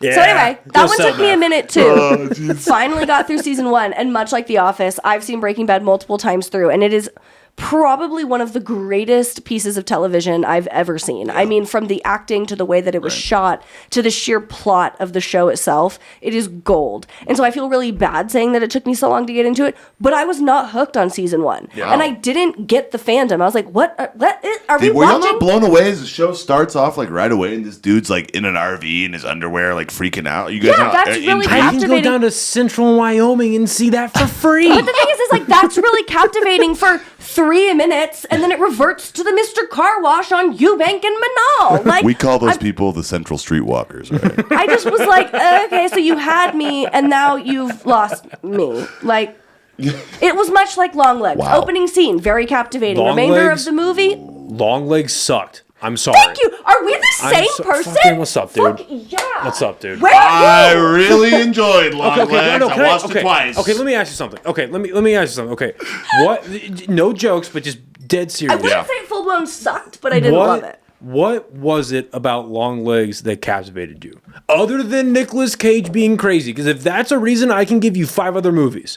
But like, what? I think the way it was shot. Okay, I fair enough. really enjoyed the way it was shot. Great cinematography. So that kept me dialed in Okay. hardcore. And I'm also a big guy who likes the searching for the murderer. You know, I'm really into like Like the some quest to serial find killer, them. the quest, the detective, the is trying to find the killer. I was into that. So the way it was shot and that kind of like plot just had me right away. I would like to add that Logan is a very, very, very adamant, outspoken individual when it comes to his dislike for Nicolas Cage. So the fact that he true. is willing to not only say it was good, but that he really enjoyed it, it must have been a good movie. It's true. Nicolas Cage for a long time was my least favorite He actor of all time. hated Nicolas Cage forever. I said, who's your least favorite actor? Nicolas Cage. That's a, Next question. That's a hotter take than fucking hating Longlegs, dude. Well, okay, so I've you grown to love- like him over the years, but you know the Left Behind series really lost me. Did you see him in those? I've not seen Left Behind. But Do you know what that I is? know what that. It's the Christian movie, right? Yes, about the rapture. About the rapture, right? Okay, so He you like stars the, in it. so you like the cinematography. Which Logan had to Yes. educate some people at our work about. They did not know what that was. They did not know what the rapture was. I said, Well, you should read the Bible because Yeah, you're in well- trouble if that happens soon. Well, you know, To each his own. it's the truth. Anyway, so you like the cinematography. I love the cinematography. And you like the detective story. Yes, and I thought Nicolas Cage was really, really good in it. I thought he was phenomenal. Okay. But I still didn't like the movie. Yeah, for me, it just, there was nothing that was super like, because again, like if I were to put that movie on mute and just watched it, I was like, okay, great. Like, it's like, and I love The Hangover, but like what's cool about The Hangover is it's a very funny movie, but if you press mute, it's gorgeously made. Todd Phillips is a great director, there we right? go. Yeah. But then with Longlegs, for me, there was nothing about it that super captured me, and there were some parts of it that were just it just took me out of the movie. It was so dumb. I was like, what the fuck? So let me say this. Logan gave some good advice today on the show because we actually were talking about Longlegs. And I was saying one of the big reasons I think I didn't like the movie was Ryan and we really kind of delved into what people were saying about it online. So critics' reviews and just people that had gone to the movie. It was the scariest thing I've ever seen. I threw up. I had to leave. I sobbed uncontrollably. Which this is horrifying. ridiculous. Right. Grow up. So I'm just thinking, like, so you mix that in with some actual, like, professional criticism, Right. people that you know, they're like, this is what they do. So I thought I was about to see, like, this absolute rebirth of The Silence of the Lambs, which I think is one of the best movies ever made. Yeah. And so I go and I see this movie, and though I think Nicolas Cage was brilliant in it, I felt very, like, I left feeling shorted. Yo, why Like, was I not throwing up like I everyone didn't- said I was going to be? Yeah, kind of. No, yeah. And Well, 'cause, so I you- think that was so to Logan's point, or to the point that I was making, is Logan was like, don't go in and do that. Like, don't read the review. Yeah. Really, just go in on your own, Look like at the audience unaffected. score. Well, the unaffected. reason that movie made so much money was because their marketing primarily on TikTok was so good around Nicolas Cage playing this character, and that's one of the things that took me out of it the most. Was like, even without the market, I knew that it was gonna be Nicolas Cage. I fucking looked up the movie, but I kept seeing just Nicolas Cage in crazy makeup. But outside of that, I didn't. It was think, scary. Like, I thought he was good. Yeah. Brilliant is Anthony Hopkins. Brilliant is Kevin Spacey in Seven. Brilliant is what's his name in The Darkest Hour? Gary Oldman. Oldman. Hey, wait a minute. Kevin Spacey, pervert, but great. right? No, as He's it turns part of the group. No, hey, as it turns Is he out, not a pervert? He did none of that. Wait, House innocent. of Cards is fantastic. House of Cards is fantastic. Yes. Wait. No. Okay. Yeah. So Is this breaking news? It's no. So he did. He did a podcast. Pervert. Okay. He did a podcast last year with Lex Friedman, and they get into the details of his case. And turns out he did fucking none of it. According to whom? To Nick or to Kevin Spacey and the evidence that he presented. Now, granted, I remember when all that happened. Was it the best move to be like, I don't know what happened in the 80s, but also as a proud gay man, it's like, bro. Kevin Spacey's gay? Oh yeah, do you not remember that? No. So when all the accusations came out, that? when all the crazy accusations came out about him sexually assaulting like a 17 or 16-year-old in the 80s at some party, his first statement was, I don't remember much of what happened in the 80s, but as a proud gay man, blah blah blah blah blah blah. I remember reading that and being like, I didn't know that. Like, bro, I get that this is like I get that movement's taking off right now, but this isn't. Shut the fuck up. You are doing damage. But you think Kevin is innocent?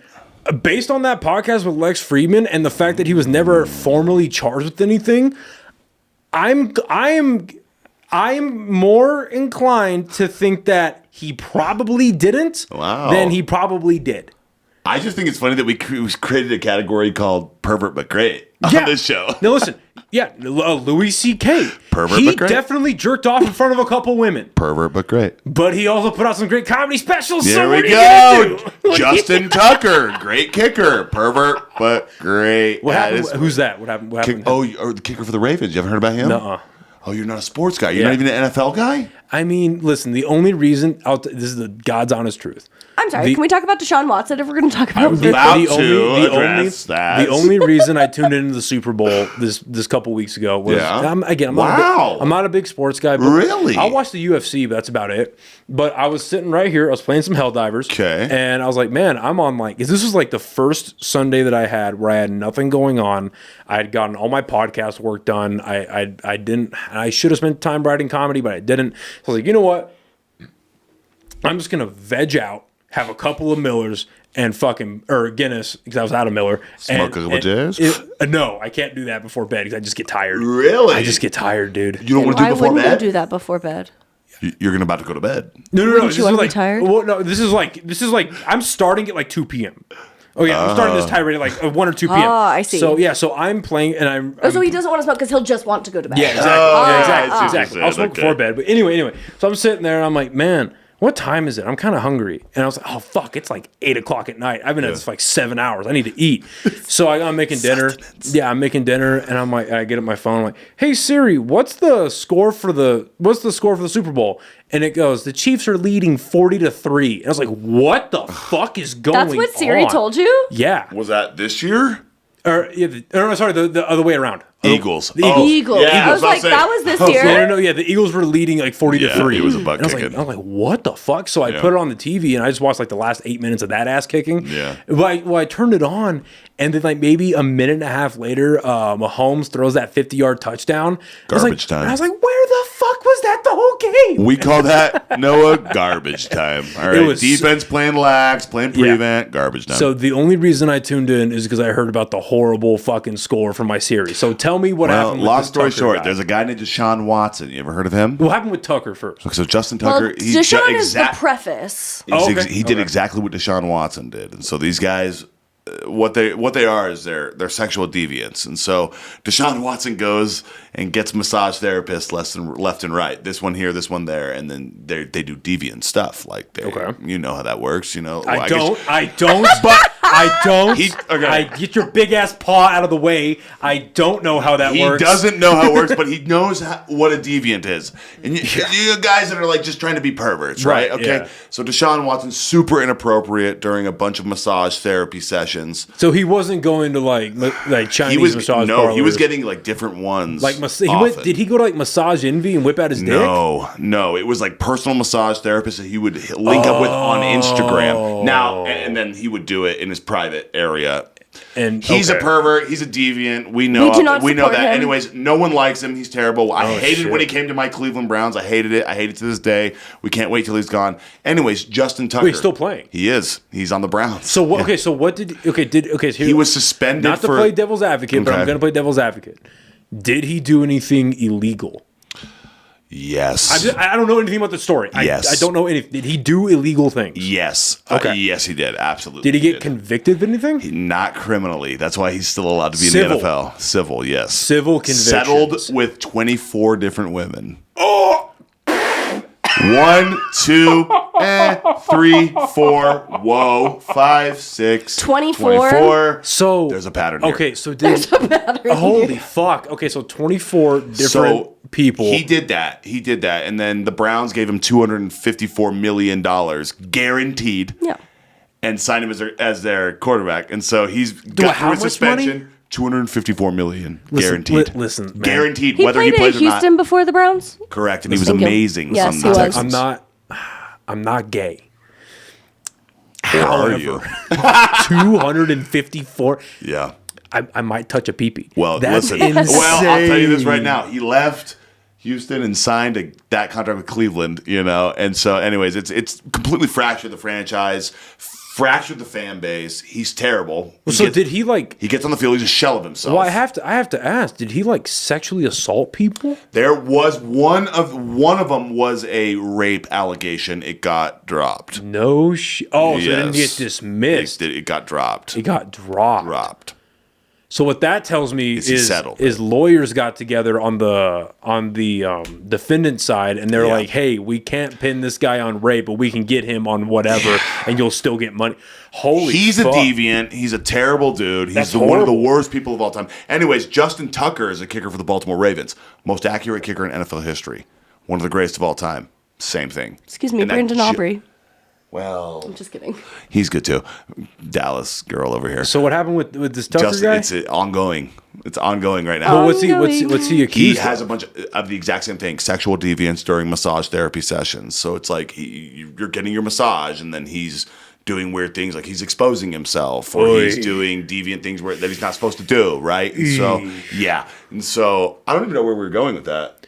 Well, we were originally talking about long legs, and Kevin Spacey came up because of Oh, we were talking about we were talking about perverts, but great. Yeah, Justin Tucker's one of them. my last thing on that is just listen to that. Do you know who Lex Friedman is? Lex Friedman. Yeah, no. he's a really great podcaster. He's I don't know that name. He's a Russian guy. He lives in Austin now.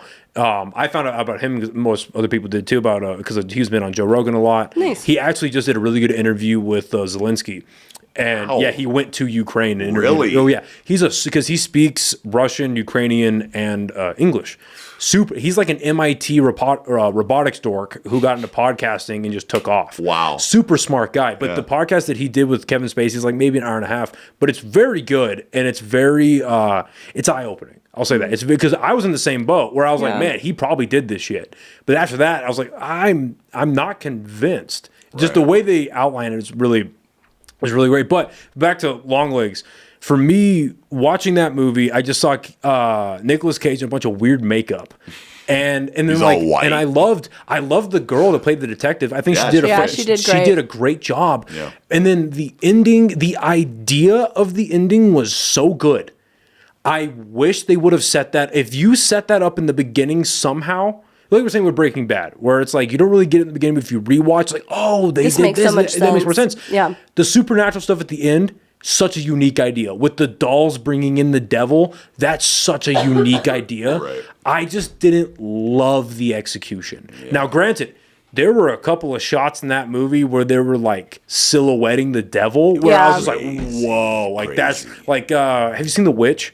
Yes. No. I hate that movie. I Really? think it's boring as fuck. Same guy who made The Witch made The Northman, correct? Made Northman, Lighthouse, And Nosferatu. Yeah. Robert Eggers is Yeah. a genius. I hated The Witch, but I bring that up because at the end of that movie, when they showed the devil, that's probably my favorite version of the devil in movies. Phenomenal. You're my favorite Satan.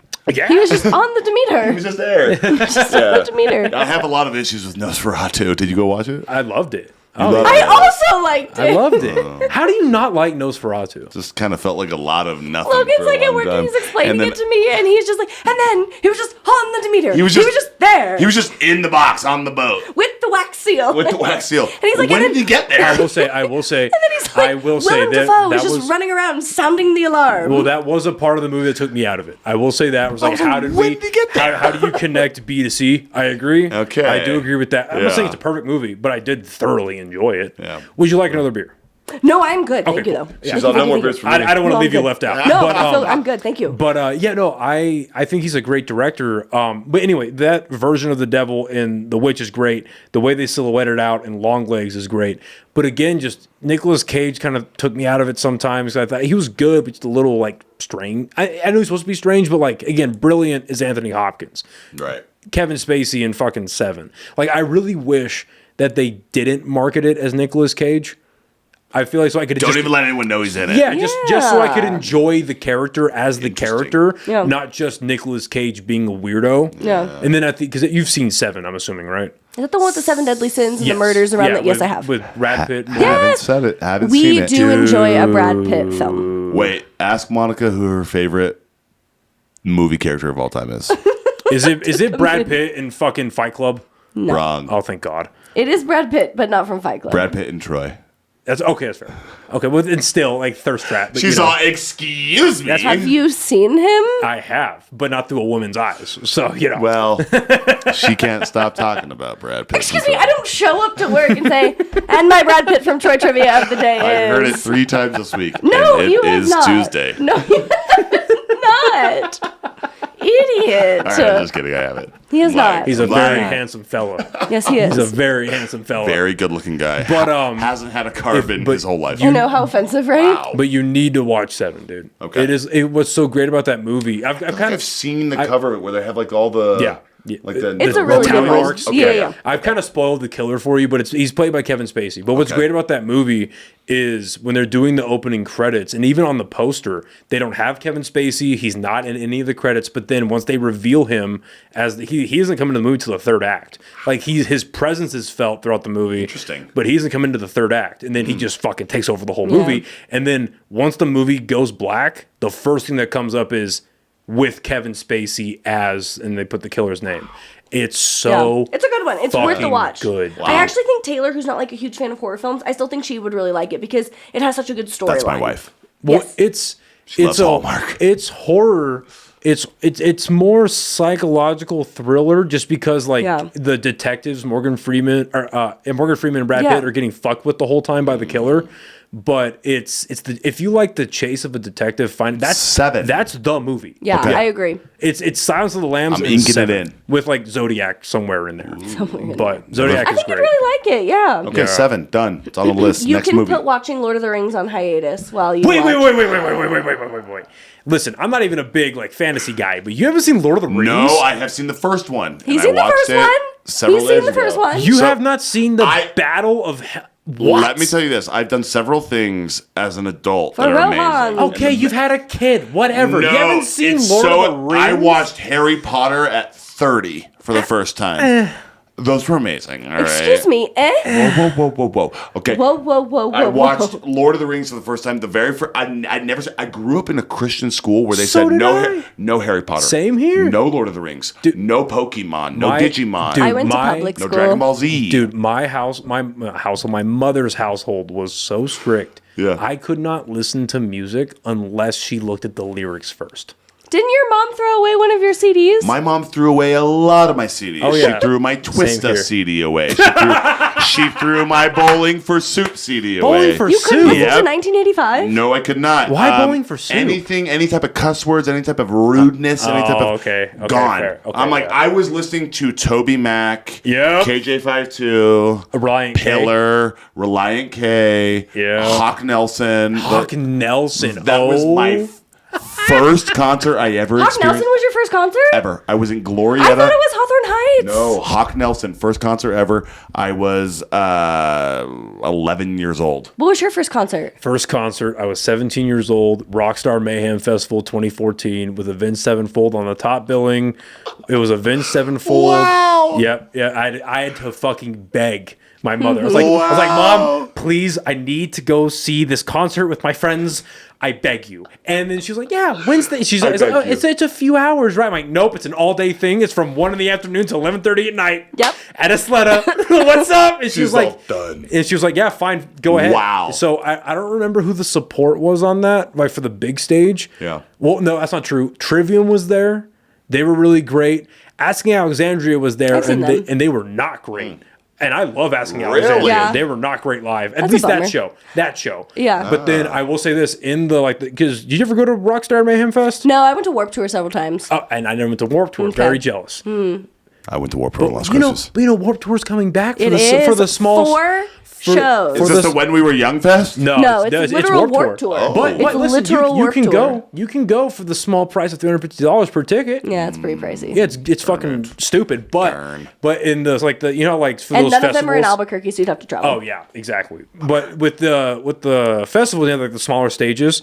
So I remember watching Mushroom Head. I saw Suicide Silence, and then I remember seeing Body Count. Ice-T. Oh, What names? my I know. God. Fucking body. These are your first concerts Yep. you've ever seen. Wow. Guess what hers was? No. Tell them. Wait. Let me, I was should give him a hint? Should I 13. give him a hint? It was Let me give you a 13. I'm thinking like Natasha I've been to the year 3000. Jonas Brothers. Not much has changed, but they Lived underwater. Uh-oh. Listen, And their Great granddaughter is doing fine.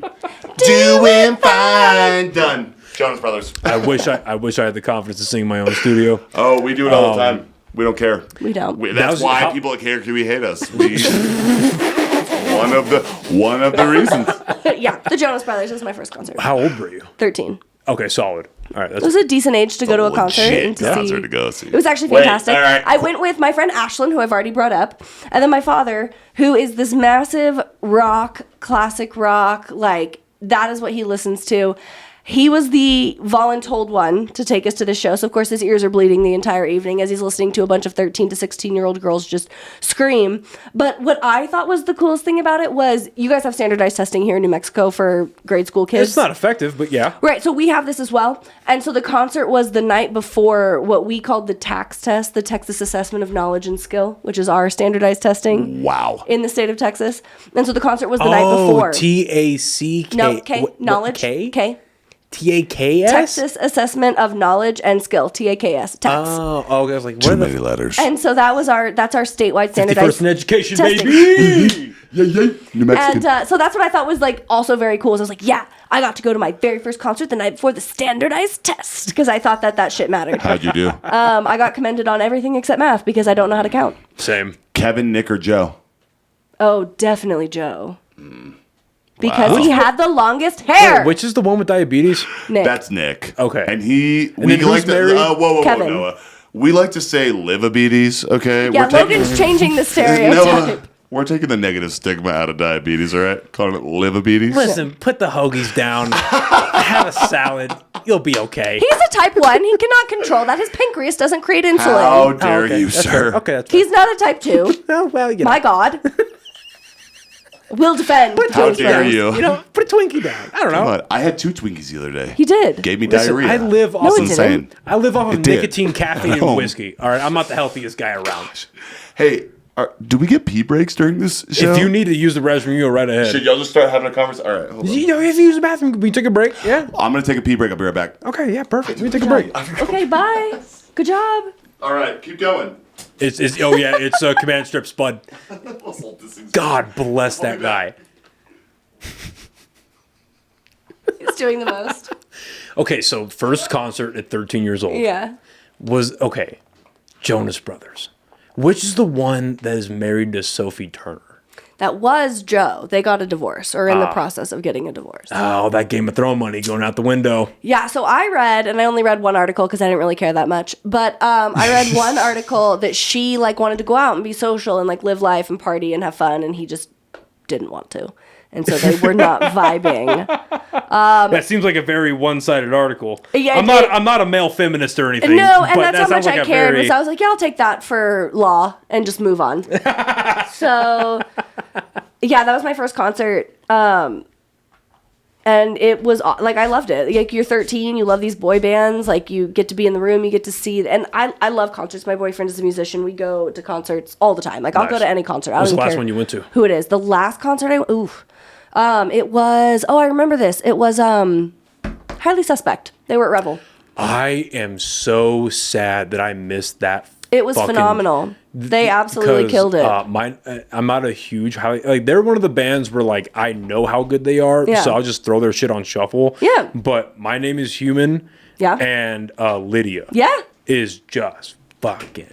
I really like Canals. Canals is a really good one. I love Natural Born Killer is a really good one. They've got some really good stuff. So I really. Did you already go to the bathroom? I'm It was like back. the fastest pee break I'm ever. back.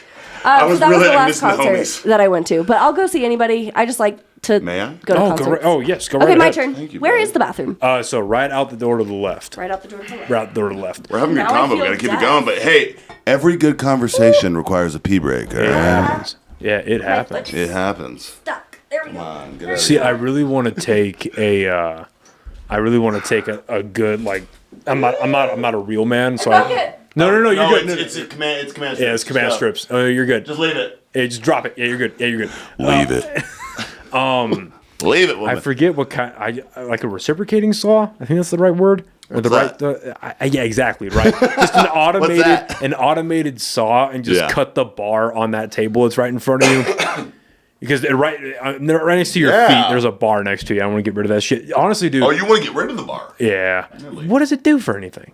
I could stretch out the legs a little more if the bar wasn't there. Well, yeah, exactly. See, I want to make you guys comfortable. But Your setup is nice. It feels good. We got the fan going on in here. We got the Elon Musk candle with the Joe Rogan candle and Superman like beating the shit out of Batman here. and Hatch green chili.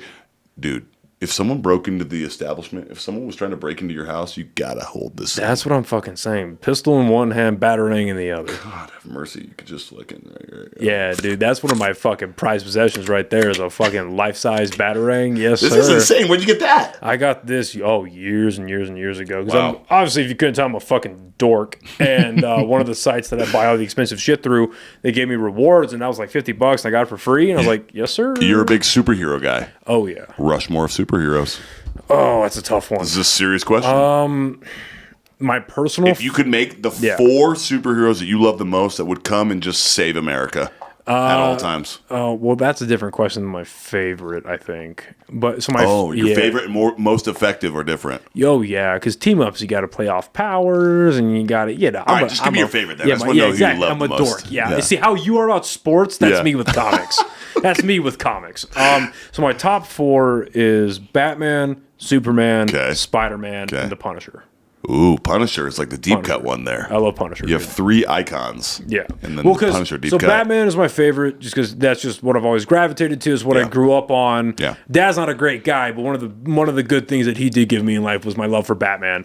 And Really? So, yeah, I love me. He was a big Batman guy. Oh yeah. Welcome back. Thank you. Yeah, I love Batman. Superman, it's not even my opinion. I just think it's a statement of fact that the best superhero is Superman.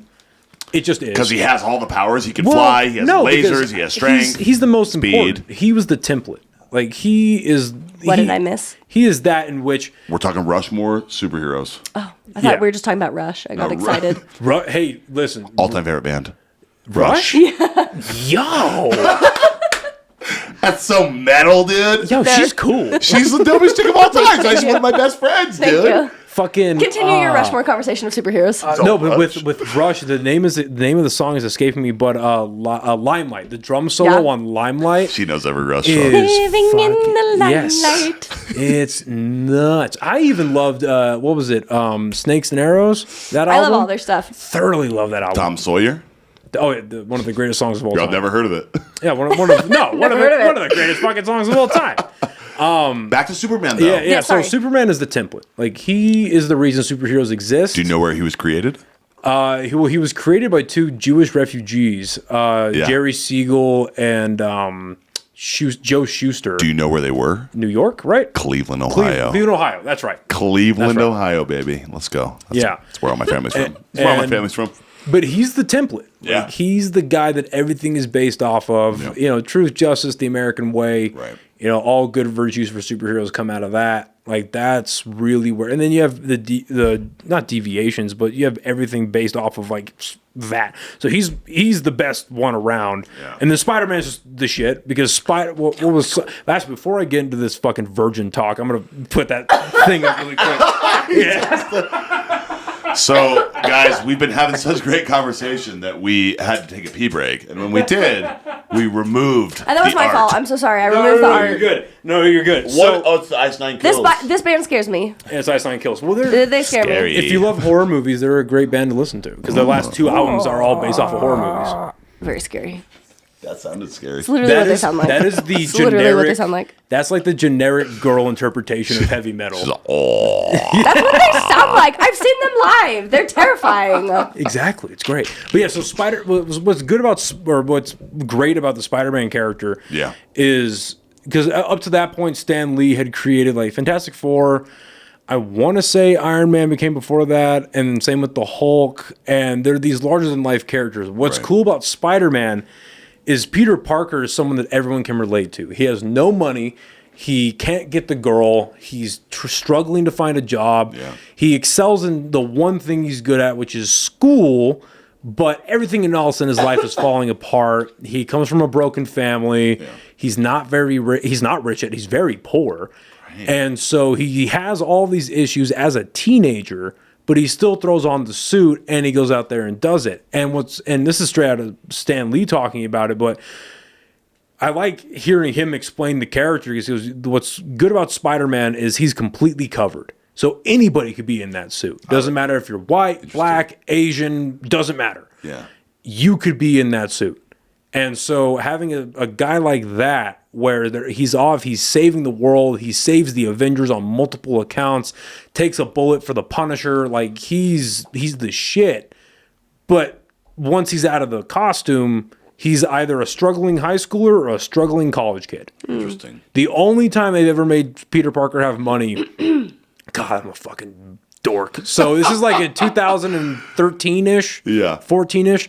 They did this storyline for a while where he had like Parker Industries, where it was basically like Stark, but for Peter, and nobody fucking liked it. Because like, yeah, he's got cool tech, but he's not Peter anymore, so they made him poor again. And so You were up here and then you were down here. Yeah, and then the Punisher is just fucking dope. Like he's a dude with Right. guns that goes and kills bad guys. Who is the Punisher? What's his name? The actor. Frank Castle. Okay, there we go. So that's the character name, but that Punisher is Thomas Jane. That's the one from the early 2000s. Dang, you actually literally do have all your favorite superheroes in here. You got Yeah, Spider-Man right there. We got Batman right there. And We got some Superman right there. Michael and Myers. the poster right there. Yep. Got my horror and my comic books in here. So yes, fun sir. fact, are you familiar with the band Shinedown? Oh, yeah. Okay, so Zach Myers, who's their lead guitarist, he's a massive fan of the Halloween franchise, and so he tours around with the original Michael Myers masks that sit on his white Shut case. the fuck up. So Does yeah, it really? Wait. Does So, he have like the I think I have original a from picture of the it. 78 Halloween? I think I have a picture of it. Let's see if This I can is a find it. fact that Monica would know for sure. Monica Stand has by. a lot of deep cut facts That when it is comes to musicians insane. these days. Well, it's really creepy because you look at his flight case that's got all of his guitars in it, Yeah. and then on top of it are all the Michael Myers heads. She's all, I have a picture, I don't might worry. have a picture. Hold on. She's all, let me go through. She's not on the internet. She's going through her photo gallery right now. Camera roll. I literally am looking at it right now. Well, it's a funny story about the Michael Myers mask. So the mask they use in the original movie is a William Shatner mask that they spray painted white, changed a little bit, threw it on Nick Castle, made him Michael Myers. Oh, come on. And then they had So where the hell is it? and they had no intentions of making a sequel, but that movie made a boatload of money. Yeah. And so the studio was like, "Hey, listen, you're gonna make a sequel. Get it. have to. Let's go, John Carpenter. Get it together." And so what happened with the movie, the sequel to that movie, is so it was John Still have Alice Carpenter. Cooper. I'll find it later. It was John Carpenter and Deborah Hill, and she was the co-writer and the producer as well. Yeah. So Deborah Hill kept the original Michael Myers mask under her bed for like a year and a half, and she was also a heavy smoker. So when they were like, "Hey, it's time to fucking make a sequel," she digs the mask out. So if you watch Halloween and Halloween 2 back to back, and you see the discoloration and how fucked up the mask looks, No way. that's because it's been sitting under a bed. What? that's pretty crazy. Drenched in cigarette smoke for fucking 18 months. Oh yeah, dude. That's a cool fact. I Yeah. like that. That's Yeah. cool. This might be a dumb question, but does cigarette smoke have the same effect Yeah. as marijuana smoke when it comes to like discoloration of things? No, because That's how you know if it's green, it's clean, baby. Well, because with the cigarette smoke, it's got all the not tar. What is it? It's All got the shit. Carcinogens and yeah, stuff. it's got all the shit and the chemicals in it that even with the filter, turns things yellow generally. Okay, there So, we go. yeah. Interesting stuff. Yeah. So I need to watch both movies now. Yeah, so if I'm you curious watch, to you see can the actually- difference. Yeah, I'm oh, curious because, to see. because the mask in the second movie is super like stretched out. Wow. And they also have a different actor playing Michael. So and the actor too has a bigger head, so that helps it stretch out more. Yeah. And the hair's all fucked up, and yeah, it's funny. So I mean, people don't like the second one. I think it's perfectly fine. Yeah. There's something I don't agree with, but like, it's a Sorry, it movie. was under a bed and the lady was smoking a lot. No, don't literally. worry about it. Yeah, literally. It is what it is. Yeah, and that movie is funny because have you seen Halloween 2? Not the second one. I've only Okay. seen the original. So in the second one, it's when they make Michael and Laurie the brother and sister dynamic. Okay. And most people don't really enjoy that. I'm kind of meh. But John Carpenter didn't want to do the movie, so he got really drunk one night and he wrote the script for Halloween 2. And that's when he was like, "Fuck it, they're brother and sister," and wrote it down. Done. And him and Deborah Hill, they never got married, but they were together at the time of the first movie. But by the time the second movie was happening, they were starting to split up. So that's why the movie's all janky. Oh wow! The more you know. Okay. Yeah, that's worth the watch. Yeah, but I mean, the first one's a fucking masterpiece. Like, Yeah. it's just a masterclass in lighting and using shadows. That movie's only made on like a $300 budget. Wow, I think $300.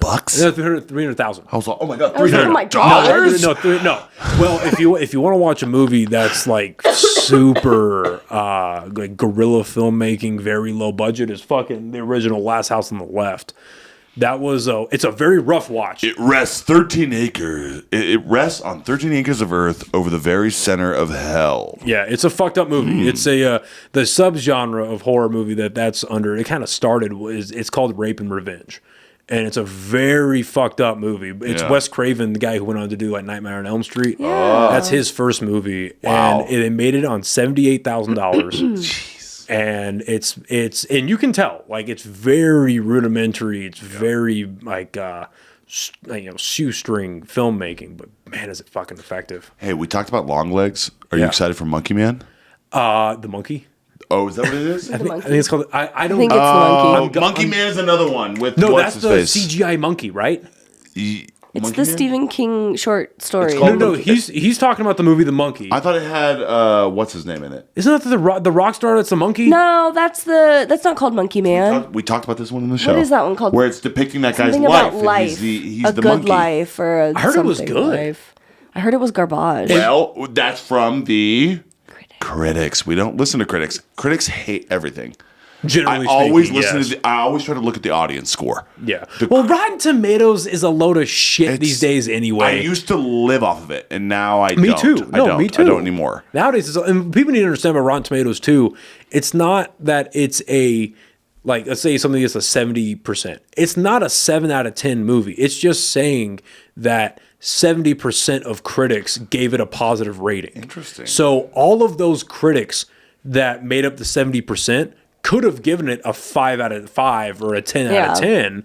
But there were just so many in that 30% that offset it. That's what people need to understand about that. Is that why we should always look at But- the audience score instead? You Because they're should- just being like, love, gone, moving on. Honestly, in my opinion, I mean, because trailers these days, they give so much away. Yes. I used to be a big trailer dude where I'm like, I'll watch every trailer for every movie and whatever. Now I'm just like, I'll look at the poster and kind of judge a book by its cover. Okay. Just like my best friend Tyler. Yeah. Refuses to watch trailers. no- Won't Yeah. do it. Because Won't so do much gets so. For instance, in the new Captain America movie, Yeah. they obviously the Red Hulk was like in front of all the posters and all Yeah. the stuff, and he's in the movie for like 7 minutes and it's whatever. But a big part of the movie, a big reveal, is that in the movie, because did you guys watch the Eternals? No. Yes, and I hated it. So do you remember how they killed the Celestial at the end of the movie and it's sticking out of the Indian Ocean? Yes. So the giant like Marvel god pretty much that's sticking out of the ocean, and she's yawning. I'm sorry. Virgin talk. I'm tired. I'm tired. It's not Eternals. But it's adamantium is inside of it, and adamantium is the element that Wolverine, his claws and his fucking body is made out of, right? Oh. So that was gonna be the big reveal. You are a nerd. Yeah. But that was gonna be the big reveal. It's like, oh, we're bringing more X-Men stuff, but they put that in like all the trailers, and so I stay away from it. Yeah, I stay away from that shit now. It's like, we'll just watch the movie as it is. Right. But just because it's the same guy that directed Longlegs. Osgood Perkins, who's the son of the guy that did Psycho. Mm-hmm. So he's got a long legs of horror. But I liked Longlegs enough to I'm interested because, again, cinematography was great. Right. Direction was great. Just didn't like the story. I'm interested to see what Monkey looks like. Is it just called Monkey? I think so. It's just called The Monkey. Isn't it called The Monkey? The Monkey, I think, yeah. I know nothing of what it's about, but that's kind of how I prefer things. It's a monkey. It's that little monkey that claps its hands? They have a monkey. Okay, I'm just going to give you the premise. Yeah. Are you okay with that? Oh, yeah. Okay, so the premise of it is two brothers, correct? Yeah, they're like twins or something. They're twins, and they come in contact with this little monkey that does the clapping hands thing. Yeah.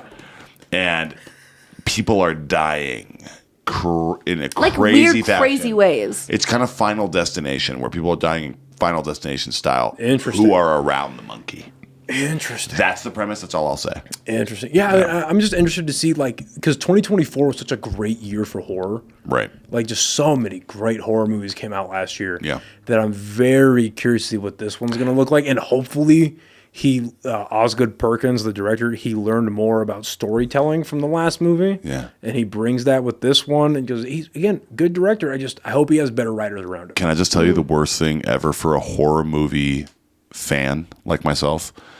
Is my wife, and I'm a happy. Oh my God! Wow, that was mean. Wife. The worst thing ever for a We horror. love you, Taylor. The worst. Oh my God! Apologize right now. I love you so much. No, finish your sentence. Is the worst thing about being a horror movie fan is my wife doesn't like them. I fall into this category where I'm a happy wife, happy life type of guy. So I'm always she never wants to watch. I don't watch as much horror movies as I'd like to watch. Because I'm always like, what are we going to watch tonight? It's never horror movies. It's always Kind of Pregnant with Amy Schumer. But that's torture, though. That movie made me laugh. No, but that's torture. There's I'll watch something you like, and then there's why are you Chinese water torturing me with Amy Schumer? I'm going to look at these cameras right now. I love my wife, and I love watching the movies with you. I do wish that you would watch some Conjuring with me every now and then. I'm not going to do that. You don't like the You're not a horror fan. I don't do demon movies. But you will go to movies that are scary that you don't want to go see. I will, but not if they involve a demon. You just went and saw The Wolfman. That doesn't have a demon in it. How was Wolfman? Terrible. That's what I heard. No, and that kills me because... so the guy that, again, I'm a fucking nerd. So Lee Wanell, the guy who directed that movie, him and James Wan, who went on to do Aquaman and shit, those were the guys who did Saw. Like the original Saw and started that franchise, right? Nice. And James Wan did Insidious, whatever. But so Lee Wanell is an incredibly talented guy. And he directed Invisible Man from 2000 and... That came out in 2020. It was right before the pandemic. Okay. And if you haven't seen the recent Invisible Man, that is such a great horror movie. I've seen trailers for it, but I haven't seen it. It's so good. Really? So it's a remake of the original one from the 40s. Yes. But it's a modern take on it that is genius. It is done so well. And because if you don't know anything about it, that's a good way to go into it because it's just about... a guy, I don't even want to tell you the plot. Just go watch it. Okay, don't tell me anything. It's The Invisible Man? The Invisible Man. And the I forget the lady's name that's in it, but she's the main girl in, I haven't seen the show, but Handmaid's Tale. It's the same. I know exactly Brie who you're talking Larson? about. Is it Brie Larson? No, it's not Brie That's Larson. No. she's It's Captain Marvel. Yeah, that's the Marvel chick. She's Who is it? we've seen her in a lot of things. Oh Lord. I just know her from Handmaid's Tale. But she's... I can literally see her face. So can I. She is so good in that movie. It's that's kind of one of those questions who's the actor's face that you can see, but you have no clue what their name is. Why did I think it was That's Brie one of Larson? them. It's obviously wrong. Question for you guys. What should I do as a guy who loves horror movies? How do I get my wife to watch some horror Oh, I movies got your with answer me? right here. Go ahead. It's very simple. All right. You just don't watch them. Negatory Ghost Rider. This is what you do. Excuse Wrong, me. wrong answer to the right. It's psychological manipulation. Oh. Okay, this is what you do. Manipulation when It it comes is. to this is It terrible is. advice But already. it's- This is already terrible advice. Listen, it's manipulation that will help her in the end. Okay, how do I do Because what this? you're doing, because what you're trying to do is you're trying Taylor, to I did not sign on for this. is you're trying to expose her to a medium that she's not educated on. That's all it is. Or enjoys. It's a and new is afraid it's a of. new thing that it's a new thing. Why should he force his wife to Let watch me something finish, she Because doesn't I'm watch? forced to watch Hallmark. Because listen. Okay, so there's different types of horror movies, right? There's different types. Like there's classics like Halloween or The Thing or Friday the 13th, whatever. There's those classics. But then there's also like Terrifier. And listen, I love Terrifier. That's gore But porn. yeah, exactly. But those movies are just gore porn to the max. It's horrific. It's not great by any means. Storytelling's terrible. But yeah, it's not good. But you turn your brain off and you watch people get chopped to bits. But it's so extreme. I bring that up because it's so extreme. It's not for everybody. Yeah. That's fine. But there are horror movies that are just so undeniably great that it should be viewed by everyone, right? So what you do is you find the classics, the ones that aren't by today's standards incredibly shocking or super gory or super scary, Yeah. but they're well made. So what is the horror movie starter kit? Ooh, That's a great question. Halloween. That's a great question. Halloween you. is in there for sure. Halloween. He literally has a poster Yeah. right behind his Halloween. Okay. I think Night of the Living Dead. Okay. George Romero's Night of the Living Dead, so you get some zombies in there. Okay. Depending on, maybe not for your wife, but like because it sounds like she's like a no horror person. Yeah, but like not for really. most people, I would probably say The Exorcist. But that's like because that's the ultimate possession movie. Is The Agreed. Exorcist? I've seen that. It's just the best. Okay, what Like, about and I horror? love Conjuring, right? But The Exorcist is the best. If I had to do another like great horror movie, it's a modern one. Okay. But It Follows. You've seen that. It follows. It Have I? follows. What's it about? I would say so. Basically, what it's about. Why do I feel like you were the one that told me about that movie? I don't know. So I've never it's- heard of this. It's a great fucking movie. It came out in like 2016, 17 ish. What's it about? And it's about this. It's like a merge of demon and slasher. And basically, what it is it's this entity that if it's latched onto you, it follows you until it gets you and either kills you or you have sex with somebody and you pass it on to that person. And now they have the thing that's following them. Yeah.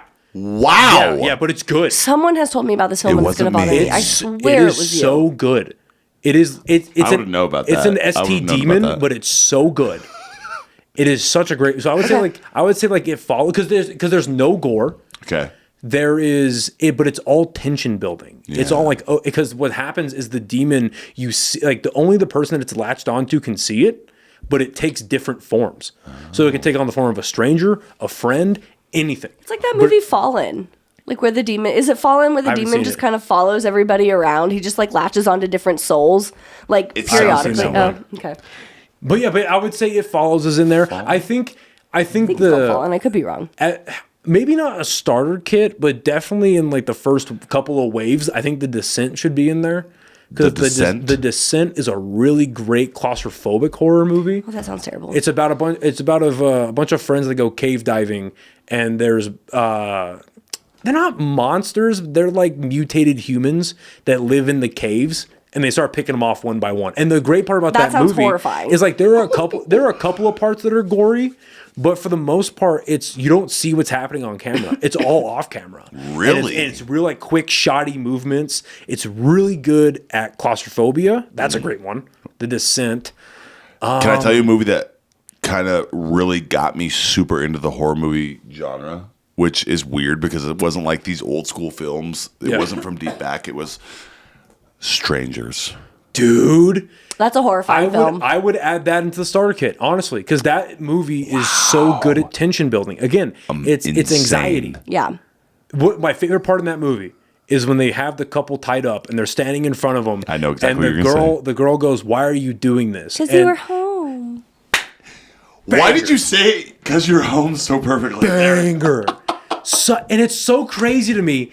It's crazy to me that they tried to make a sequel and it was bad. They tried to reboot it and it was bad. Oh, you're right. Just leave it alone. Oh Yeah. my gosh. Some of it needs to be left alone. That movie ruined me. It's great. In the best way. Liv Tyler, right?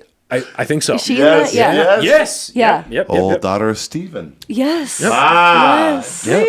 Also in Lord of the Rings. Yep. She was the main queen, right? She is. That's She's where Arwen. I recognized her from. Yeah, she's Arwen. Yep. I could not call out her name, but you are correct. Thank you. Wow. Okay. Yeah. So The Strangers. That's Okay. that's That's a really good one. great That is a good one. That movie ruined me. But then, as a but then kid. there's also like I would say another way to get somebody into horror is showing them like comedy horror. So like Tucker and Dale versus Evil. Yeah, I've seen that. Great movie. What do you think about Shaun of the Dead. Yeah. I just rewatched that a couple weeks ago. I love that movie. Shaun of the Dead is especially for like, I don't mean to say it's like a knock, but especially for like UK British humor, literally you can rewatch that movie 20 times and find new jokes and find new That's cool. callbacks Yeah. because Edgar Wright is such a great director, but he's also an amazing writer. Yeah. And so like him with Simon Pegg and Nick Frost, such a great movie. Such a great movie. Okay, since you know film very well, Jordan Peele films. Jordan Peele. Good. Just good. I think good. I think that Get Out is phenomenal. Okay, what's the second one? So it was Get Out, Us, and then the Alien movie. Us. Nope. Nope. I thought Us is amazing. I thought it was really good. I think the twist at the end of Us is really good. When you find out that have you seen Us? She hasn't. It's so good. They're all. Oh, that's, that's your next movie. I don't want to spoil it, but the twist at the end of Us is really great. Yeah, I thought Nope was fine. Okay. I love the alien design. Yeah. Because it's like very biblical type. Yeah. But So I thought it was fine. So coming back to getting my wife into horror movies, do you feel I have to ease her into it? Yeah, because the reason why people get turned away from horror is one of two reasons. It's either the gore aspect or it's the anxiety. And I think the best way to go about it is showing them films that are really good at tension building and really good at that are very anxiety driven movies, but they pace themselves well. Can I tell you why I love horror movies so much? It's because they make me really feel something. Yeah. Like when a movie can make me scared, can make me like kind of sit there and kind of like crawl in my seat and then like feel real uncomfortable. And then like, I just, if a movie can do that, it's great to me. So can I suggest something to you? Yes. Now, I haven't finished it yet. I like to crawl in my skin. It was me and my chick were watching it and we have to finish it. But it's chick. called What's up? It's called The Coffee Table. Ooh. It's a Mexico. I believe it was made in Mexico. Heard of it. It's a foreign movie. Well, I mean, like foreign to us, but it's all in Spanish. Do you speak Spanish? No. Oh. Now I can get by. I can order at a taco truck, but I can't like Sure. If you drop me into Mexico, I'll be okay. He's a numero cuatro. Yeah, literally, yeah. But literally, yeah. But it's a great movie. It's about a couple whose marriage is on the rocks, and they go and buy a new coffee table. The wife goes to get groceries, and maybe you should wait to watch this because I want to watch it by myself. there's a thing that happens that might hit you a little unique because of some life experiences you've had recently. Okay. With having a new baby. Oh boy. But there's a thing that happens in the movie, like 20 minutes in. There's a thing. It's a quick one. Me and her need to finish it. It's like 90 minutes long. But there's a thing that happens about 25 minutes in. And then the rest of the movie is him hiding it from his wife. And that is like the ultimate in like anxiety because, dude, it is so... Is she gonna find out? Is she gonna find I out? don't Is she know. gonna find out? Is she gonna find out? Like, yeah. that would be me the entire rest of the movie. Yeah, just that's sitting there literally like, what it is. And it's so... and what's crazy about it, and what I really enjoy that they made this decision, you don't see the thing happen, you hear it. What's the movie called? The Coffee Table. oh, so you can kind of fantasize in your mind how it all played out because all you really hear, you just hear it. You know what happened. Okay. You know exactly what happened. Oh, okay. But you don't see it happen. Okay. You see the aftermath and you hear it. Okay. So then it's him hiding okay. it from his wife. Okay. And it's so fucking good. Yeah. It's on Amazon. Fucking check that shit out, I dude. might literally go home tonight and watch it. It's like Logan's coffee just by table? himself in the living room. I'm gonna Like, send you a picture tonight, just me selfie watching it. All right, here's a movie for you that I hope that you've heard of it. We talked about it in the show, The Presence. Do you I heard have not. Okay, it's in theaters right now. I need you to see it in theaters. Every single horror movie you have seen, what vantage point is it from? It's from the person who's getting haunted. The Presence, however. Oh, I've heard of this. Okay, With yes. Lucy Liu. Yeah, I've heard of this. So yeah. every single horror movie you've seen is from the vantage point of, oh my gosh, there's someone haunting me. They're like, it's from the vantage point of the haunting. And it's a Soderbergh movie. Correct. So the movie is you see the entire movie is shot from the vantage point of the entity that is haunting the people in the home. So you're seeing it through their eyes. Oh shit! I've never seen a movie this way. There's a movie that came out like that a couple. No, it was last year. It's called. It's like a Killer Instinct or it's basically. Is it similar? It's like a remake of Friday the 13th from Jason's point of view. oh, And See, I've heard mixed reviews. I But have never seen a horror movie from good, the perspective of the person, or not the person, the entity, the entity, the whatever it demon is. that's doing the haunting. Never seen a movie that way in my life. So, and apparently, The Presence is getting pretty good reviews. Did you like it? I haven't seen it. Oh, you haven't seen it? We talked about it in the show. We previewed it in the show in one of our stories, and I was like, "We'll preview like movies." I'm gonna help you out real quick. No, I think the issue is that it's not fastened. There you go. Does it need to be down like No, you're this? good. No, you're good. Yeah. There we go. Aiming at the mouth. All right. Yeah, you're good. The thing about it being from the presence, from the vantage point of the haunting entity, is wild to me. I don't even know what that movie's gonna be like. I have no clue what it would be like. So, The Presence. Interesting. There we go. So one movie I watched last year in the theaters, I was very happy that I did, and it's getting and I'm shocked by the way that it's getting Oscar buzz and Oscar nominations because I never thought that it would, but it deserves it. The Substance. Oh, with Demi Moore. Oh my word! Have you seen that? No, I haven't seen it. What's that one about? So basically, it's about Demi Moore, and she's an aging actress, and she's basically like aging out of Hollywood. And she comes across this company that is giving a product called The Substance. And what they're advertising it as, you inject yourself with it once a week, and you become the younger version of yourself. It's like Ozempic.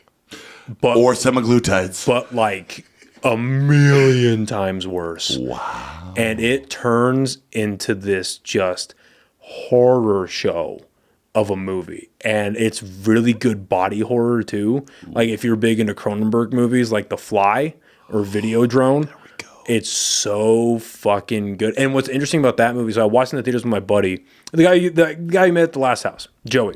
Yeah, Yeah. Me and him went to go watch it, and we enjoyed it. We loved it very much.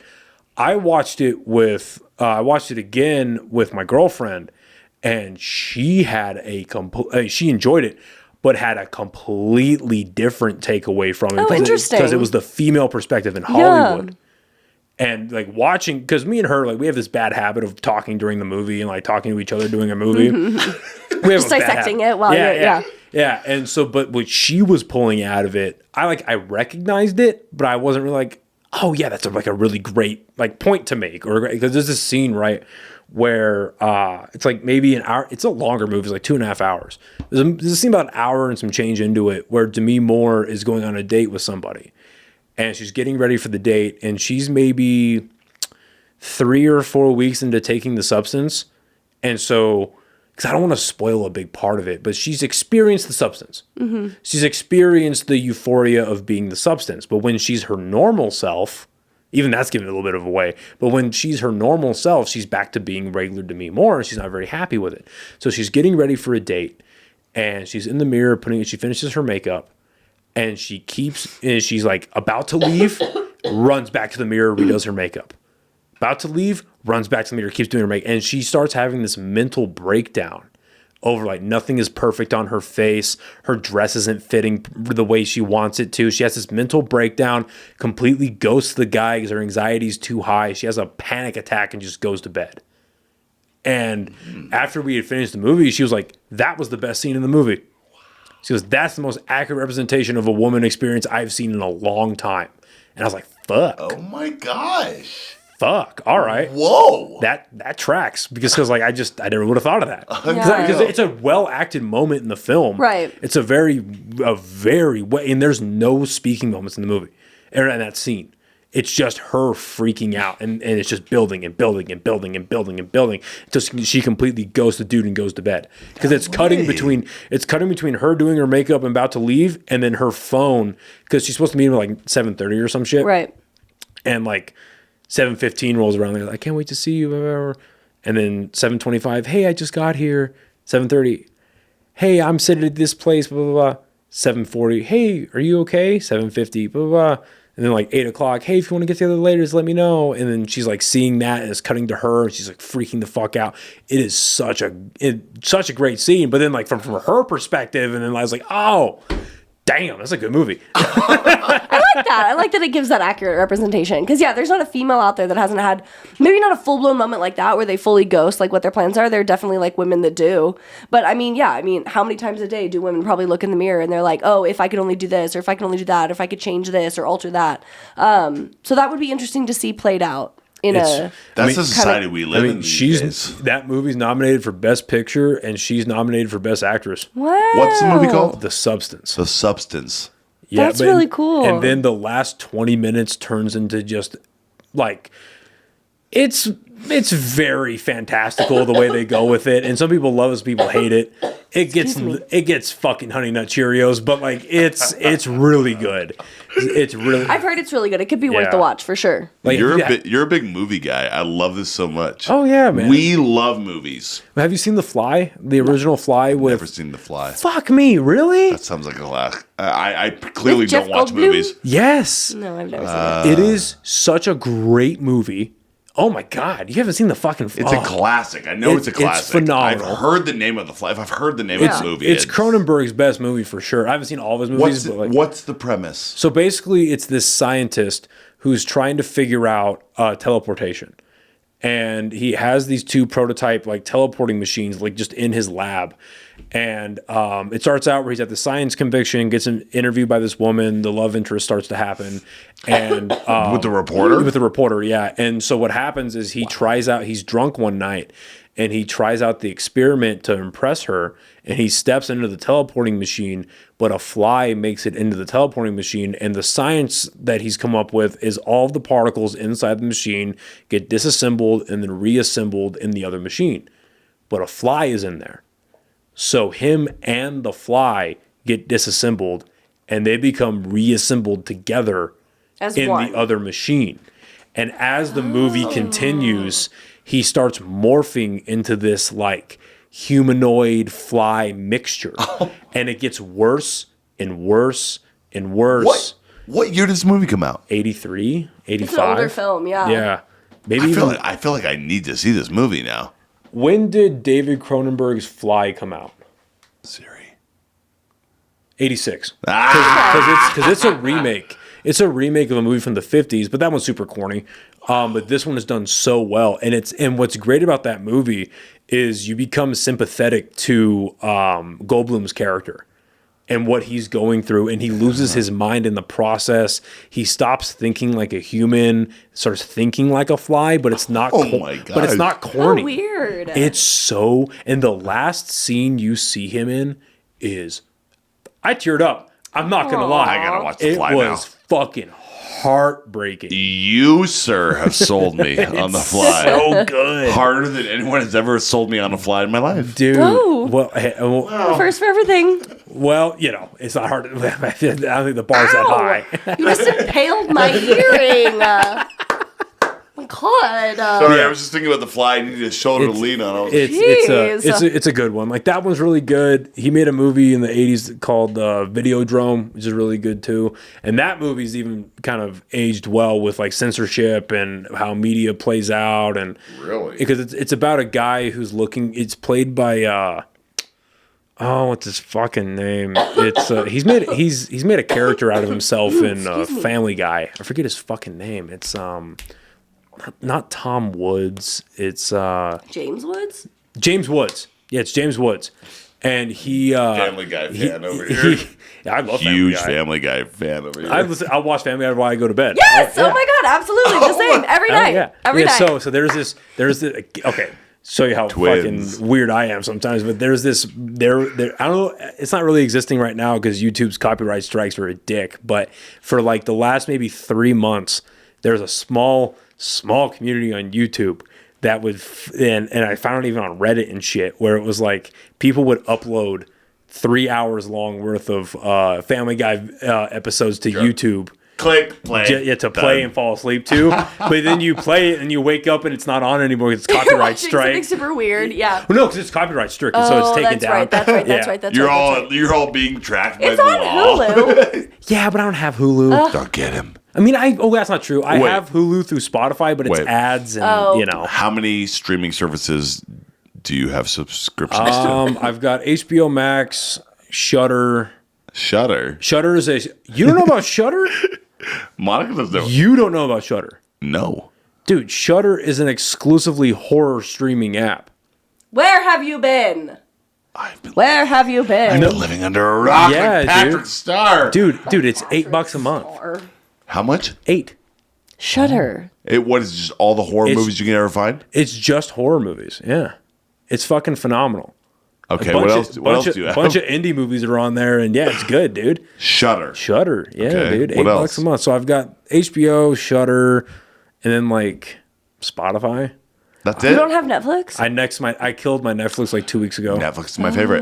Fuck Netflix, dude. Why? You're gonna pay $25 a month for that shit? Oh, I pay literally $8.99.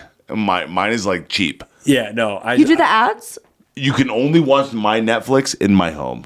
Yeah, exactly. yeah. Nobody else can watch again- it. But I'm not watching Netflix anywhere else. Well, because I don't like ads. If I'm paying for something, I don't like ads. I don't have ads.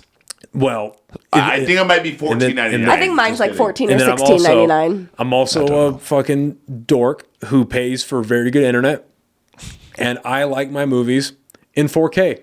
I have a 4K TV. Is Netflix not in 4K? Not on the lower streaming. It's only and it's not even. And there's the thing too, where they're cheap, where they're cheaping you out. Now I get you don't get true 4K on streaming, but it's an upscaled. You don't get true 1080p either. It's an upscaled 1080p. Yeah, dude. What do you have? I don't know. How many streaming services do you have? 1, 2. I had to name mine. Hey, wait a minute. No, name them. Name them. Don't say one. I don't know Netflix. what 1, 2, 3, 4 is. Netflix, Hulu, Disney Plus, Prime. I mean, I use Apple You Music. definitely don't have Peacock. I don't have Peacock. I don't have HBO. I'm about to give her my subscription have login. So she can watch Paramount or St. whatever. Dennis Medical. You heard about this one? I don't watch medical shows. I don't know shit You'll about love it. this one. You love The Office. Yeah. St. Dennis Medical is the office in a hospital. hospital. Is it on Peacock? Yes, it Yes. is. Because I leech off of Peacock subscription, so I'll watch that. Yeah. All of it's on there, dude. No St. shit. Dennis Medical, you're going to laugh your literal ass off. Saint Dennis. St. Dennis There is a Dwight Medical. character. There is it's the same people who created The Office. Oh shit. They made St. so Dennis Greg, Medical. Greg Daniels? Yes. No shit. Yes. So Peacock's not loading. Wow. God what a Because shitty. you Damn it. bootleg it or Well, whatever. guess what? shitty I will text you. subscription. I'm going to It's text because you you where I bootleg go and it. say, download it now. It's going to be working then. Download it St. now. Dennis Medical is really, really good. Okay, so Big fan of the Great British Baking Show. That was my comfort show for the longest Thank time. you so much. why do you guys like food when it comes to watching comfort shows? I guess? Honestly, It's I mean, very relaxing. what is it for you? It's just very relaxing. Like, I just like to, everyone's nice. They're making things I've never heard of and things I will never make. And they just know how to do them. It's insane. Like, Yeah. What It makes just- you want to watch that if you can never it's do it just and very ever? calming. And I really love watching food videos, like on Instagram and stuff. Like, every single day at work, Logan and I, like, when we finish reading through the show and making sure everything's good, I'm like, okay, let's find a food video. And we open up my phone. And like one of the first 2 things on there is some food video, and we watch them make the food. And it's very caprese relaxing. for me. salad. Seriously, I guarantee if I do it I right said now, take the tomatoes out of it. Let's see if she'll do it. Watch, could be watch. that, could be something totally rogue. No, it's gonna be. Here's my thing, right? So Wait. years and years ago, Yeah, that's a Peloton tread. my ex fiance showed me that show, and I was like, Great British and Baking Show. yeah, the Great British Break Off or whatever. And I was like, yeah, this is kind of dumb, whatever. And there are no food videos. But then as the years went on and the pandemic happened, I was like, fuck, I kind of just want some comfort shit. And the best way I can describe it is that to me at the time was, you know, people go to bed to like rain noises or like the ocean. It's the same exact thing. My son does that. It's just fucking calming. It's like, look how nice they are. They're making lemon whatever. That looks great. I'm A roulade. They're making a roulade. Yeah, and then by the time I figure out what's going on, I'm already asleep.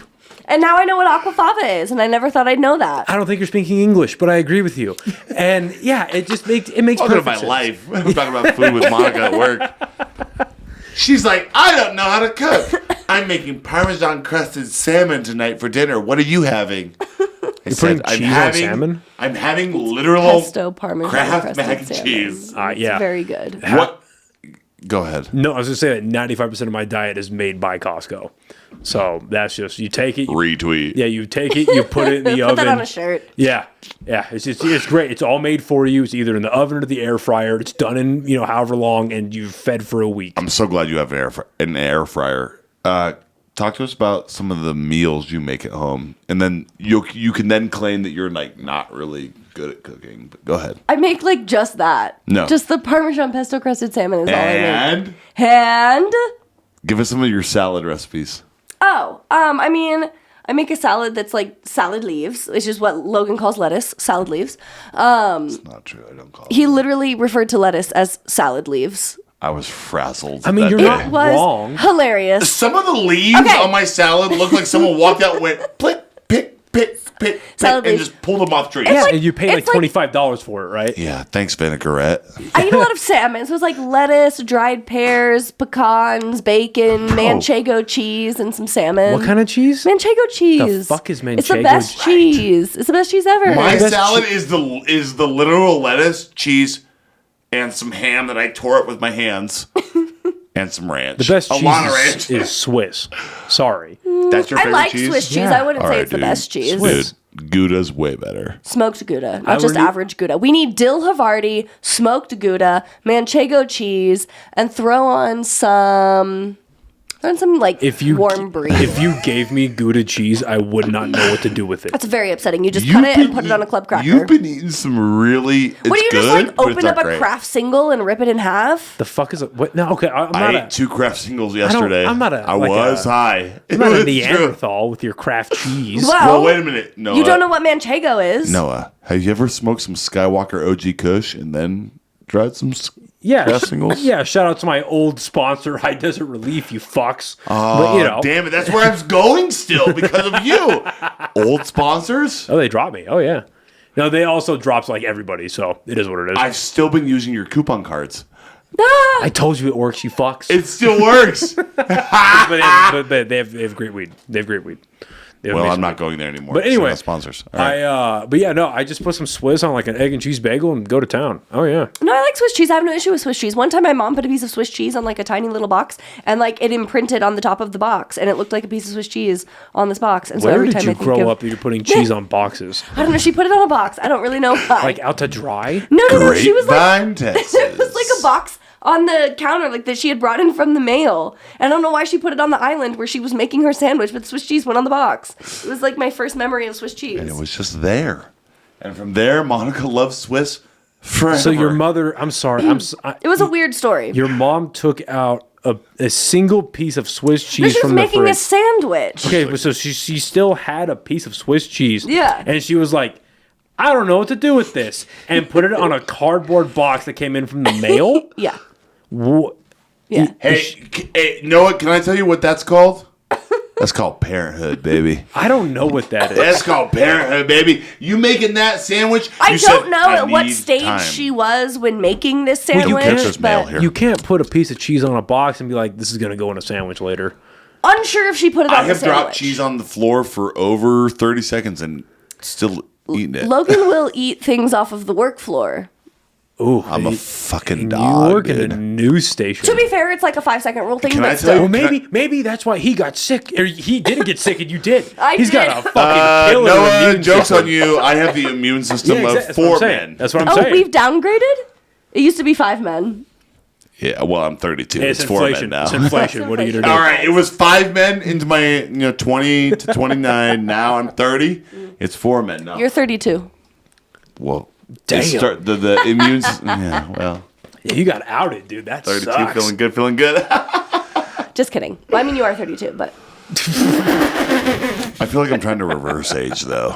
Logan's going to live to be 140. Can I tell you this, guys, right now that I'm going to look in this? Should I look in this? Which camera should I look in?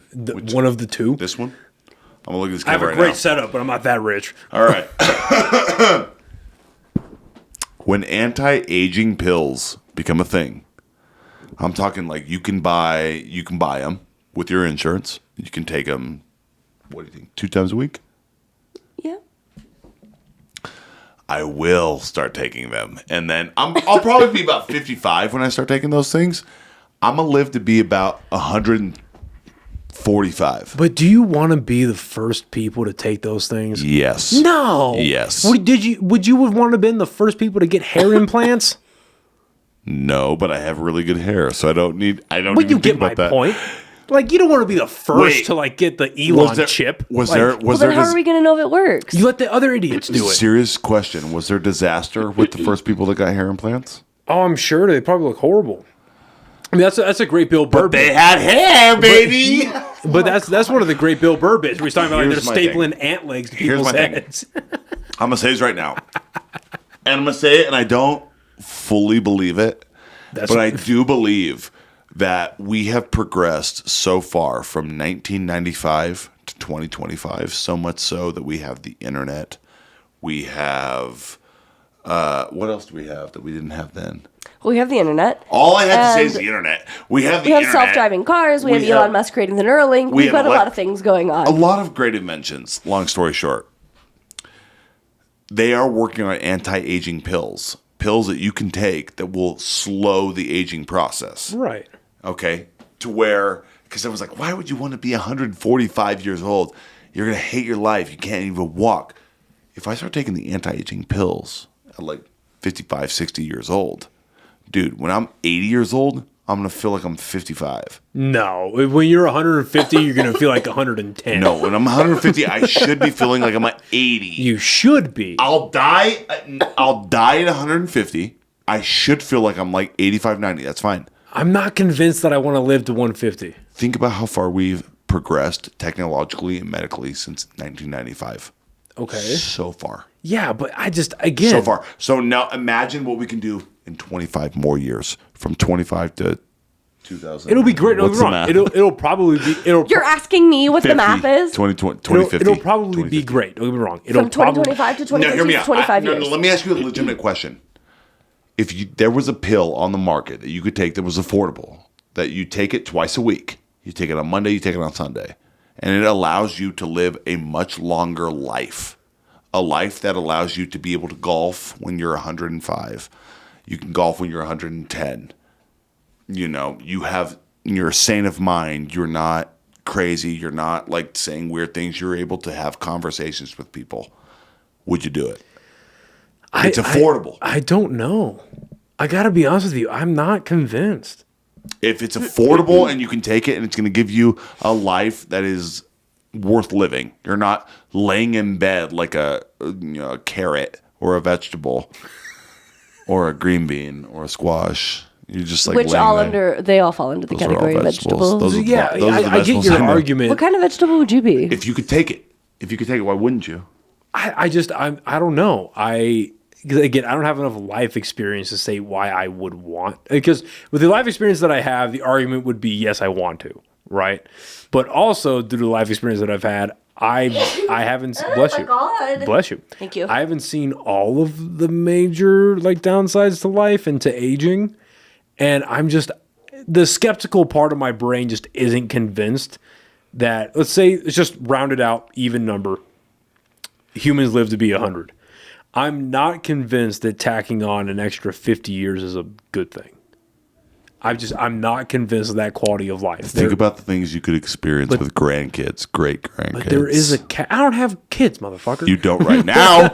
You will one day, probably. Maybe. I don't know. Maybe, if not. But think about the friends you could make, the podcasts you could have, I'm not convinced, dude. But the legacy you could leave. But that I don't give a fuck about my legacy. But that's one of Shut the. up! I You don't- absolutely care about that legacy. Not really. You're working to leave a legacy right now.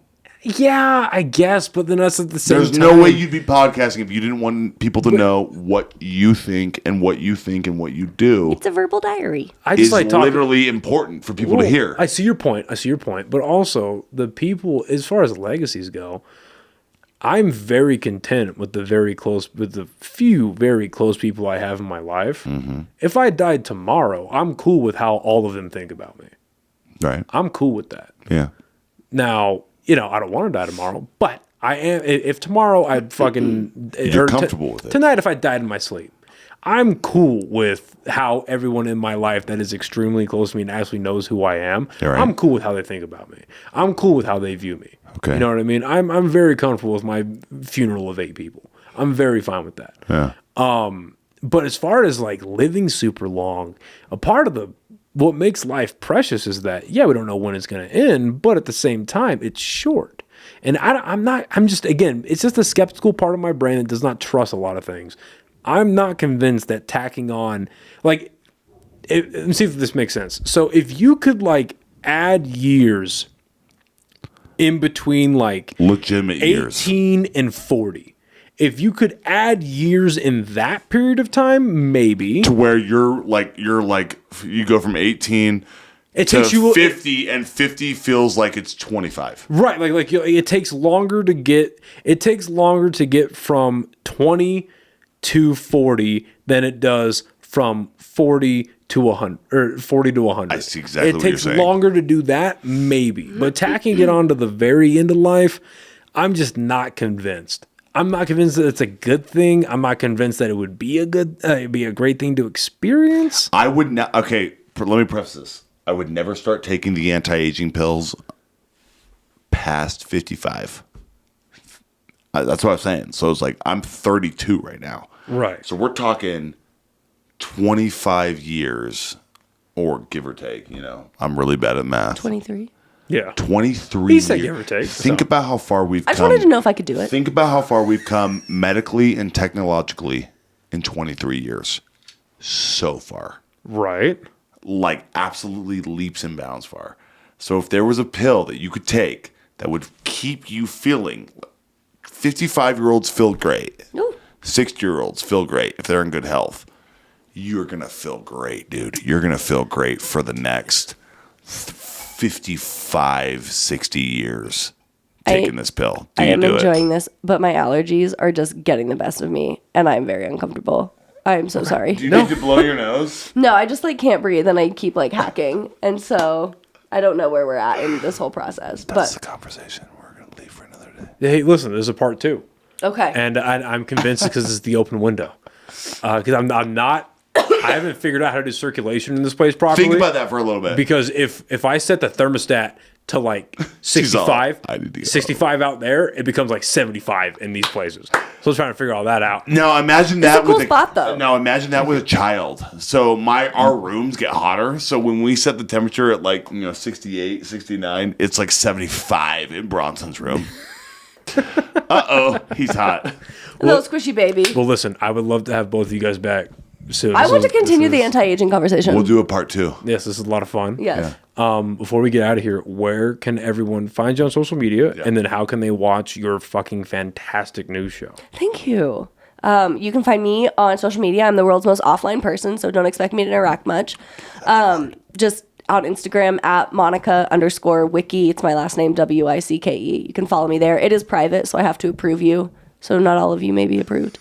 Womp womp. We gave Monica the most offline award of 2024 last year. It's true. I'm terrible at social She's media. offline a lot. Fuck it. I'm terrible at it. online all the time, though. So He you can is. find me at Logan Rader, or you can just type in Log_Rader. Yeah, L-O-G-E. Just type in Logan Rader. You'll find find me. him. You'll see my face. And then you can watch us every Monday through Friday at 3 p.m. on CBS, KRQE 13.1. And then our show will re-air the following day. So if you're watching 3 p.m. Monday, then 9 a.m. on Tuesday will be on Fox 13.2 at 9 a.m. and then 10 a.m. on the CW. Fuck yeah. Multiple airings. We're also online, KRQE.com. Click on the New Mexico Living tab. Get ready for part 2. We have a lot to talk about. I'm sorry to put the kibosh on it, but I am No, just you're good. struggling over actually here. have a 10-month-old baby. I I gotta go am home to her. struggling. But this was so enjoyable, Noah. Thank you so much for having us, and we look forward to part Thanks for having 2. us, No, thank you for coming, guys. This has been a lot of fun. This was cool. This is Very a lot cool. of fun. Yeah. Thank you guys for listening and watching, and I'll see you next time. Bye, everybody. Okay.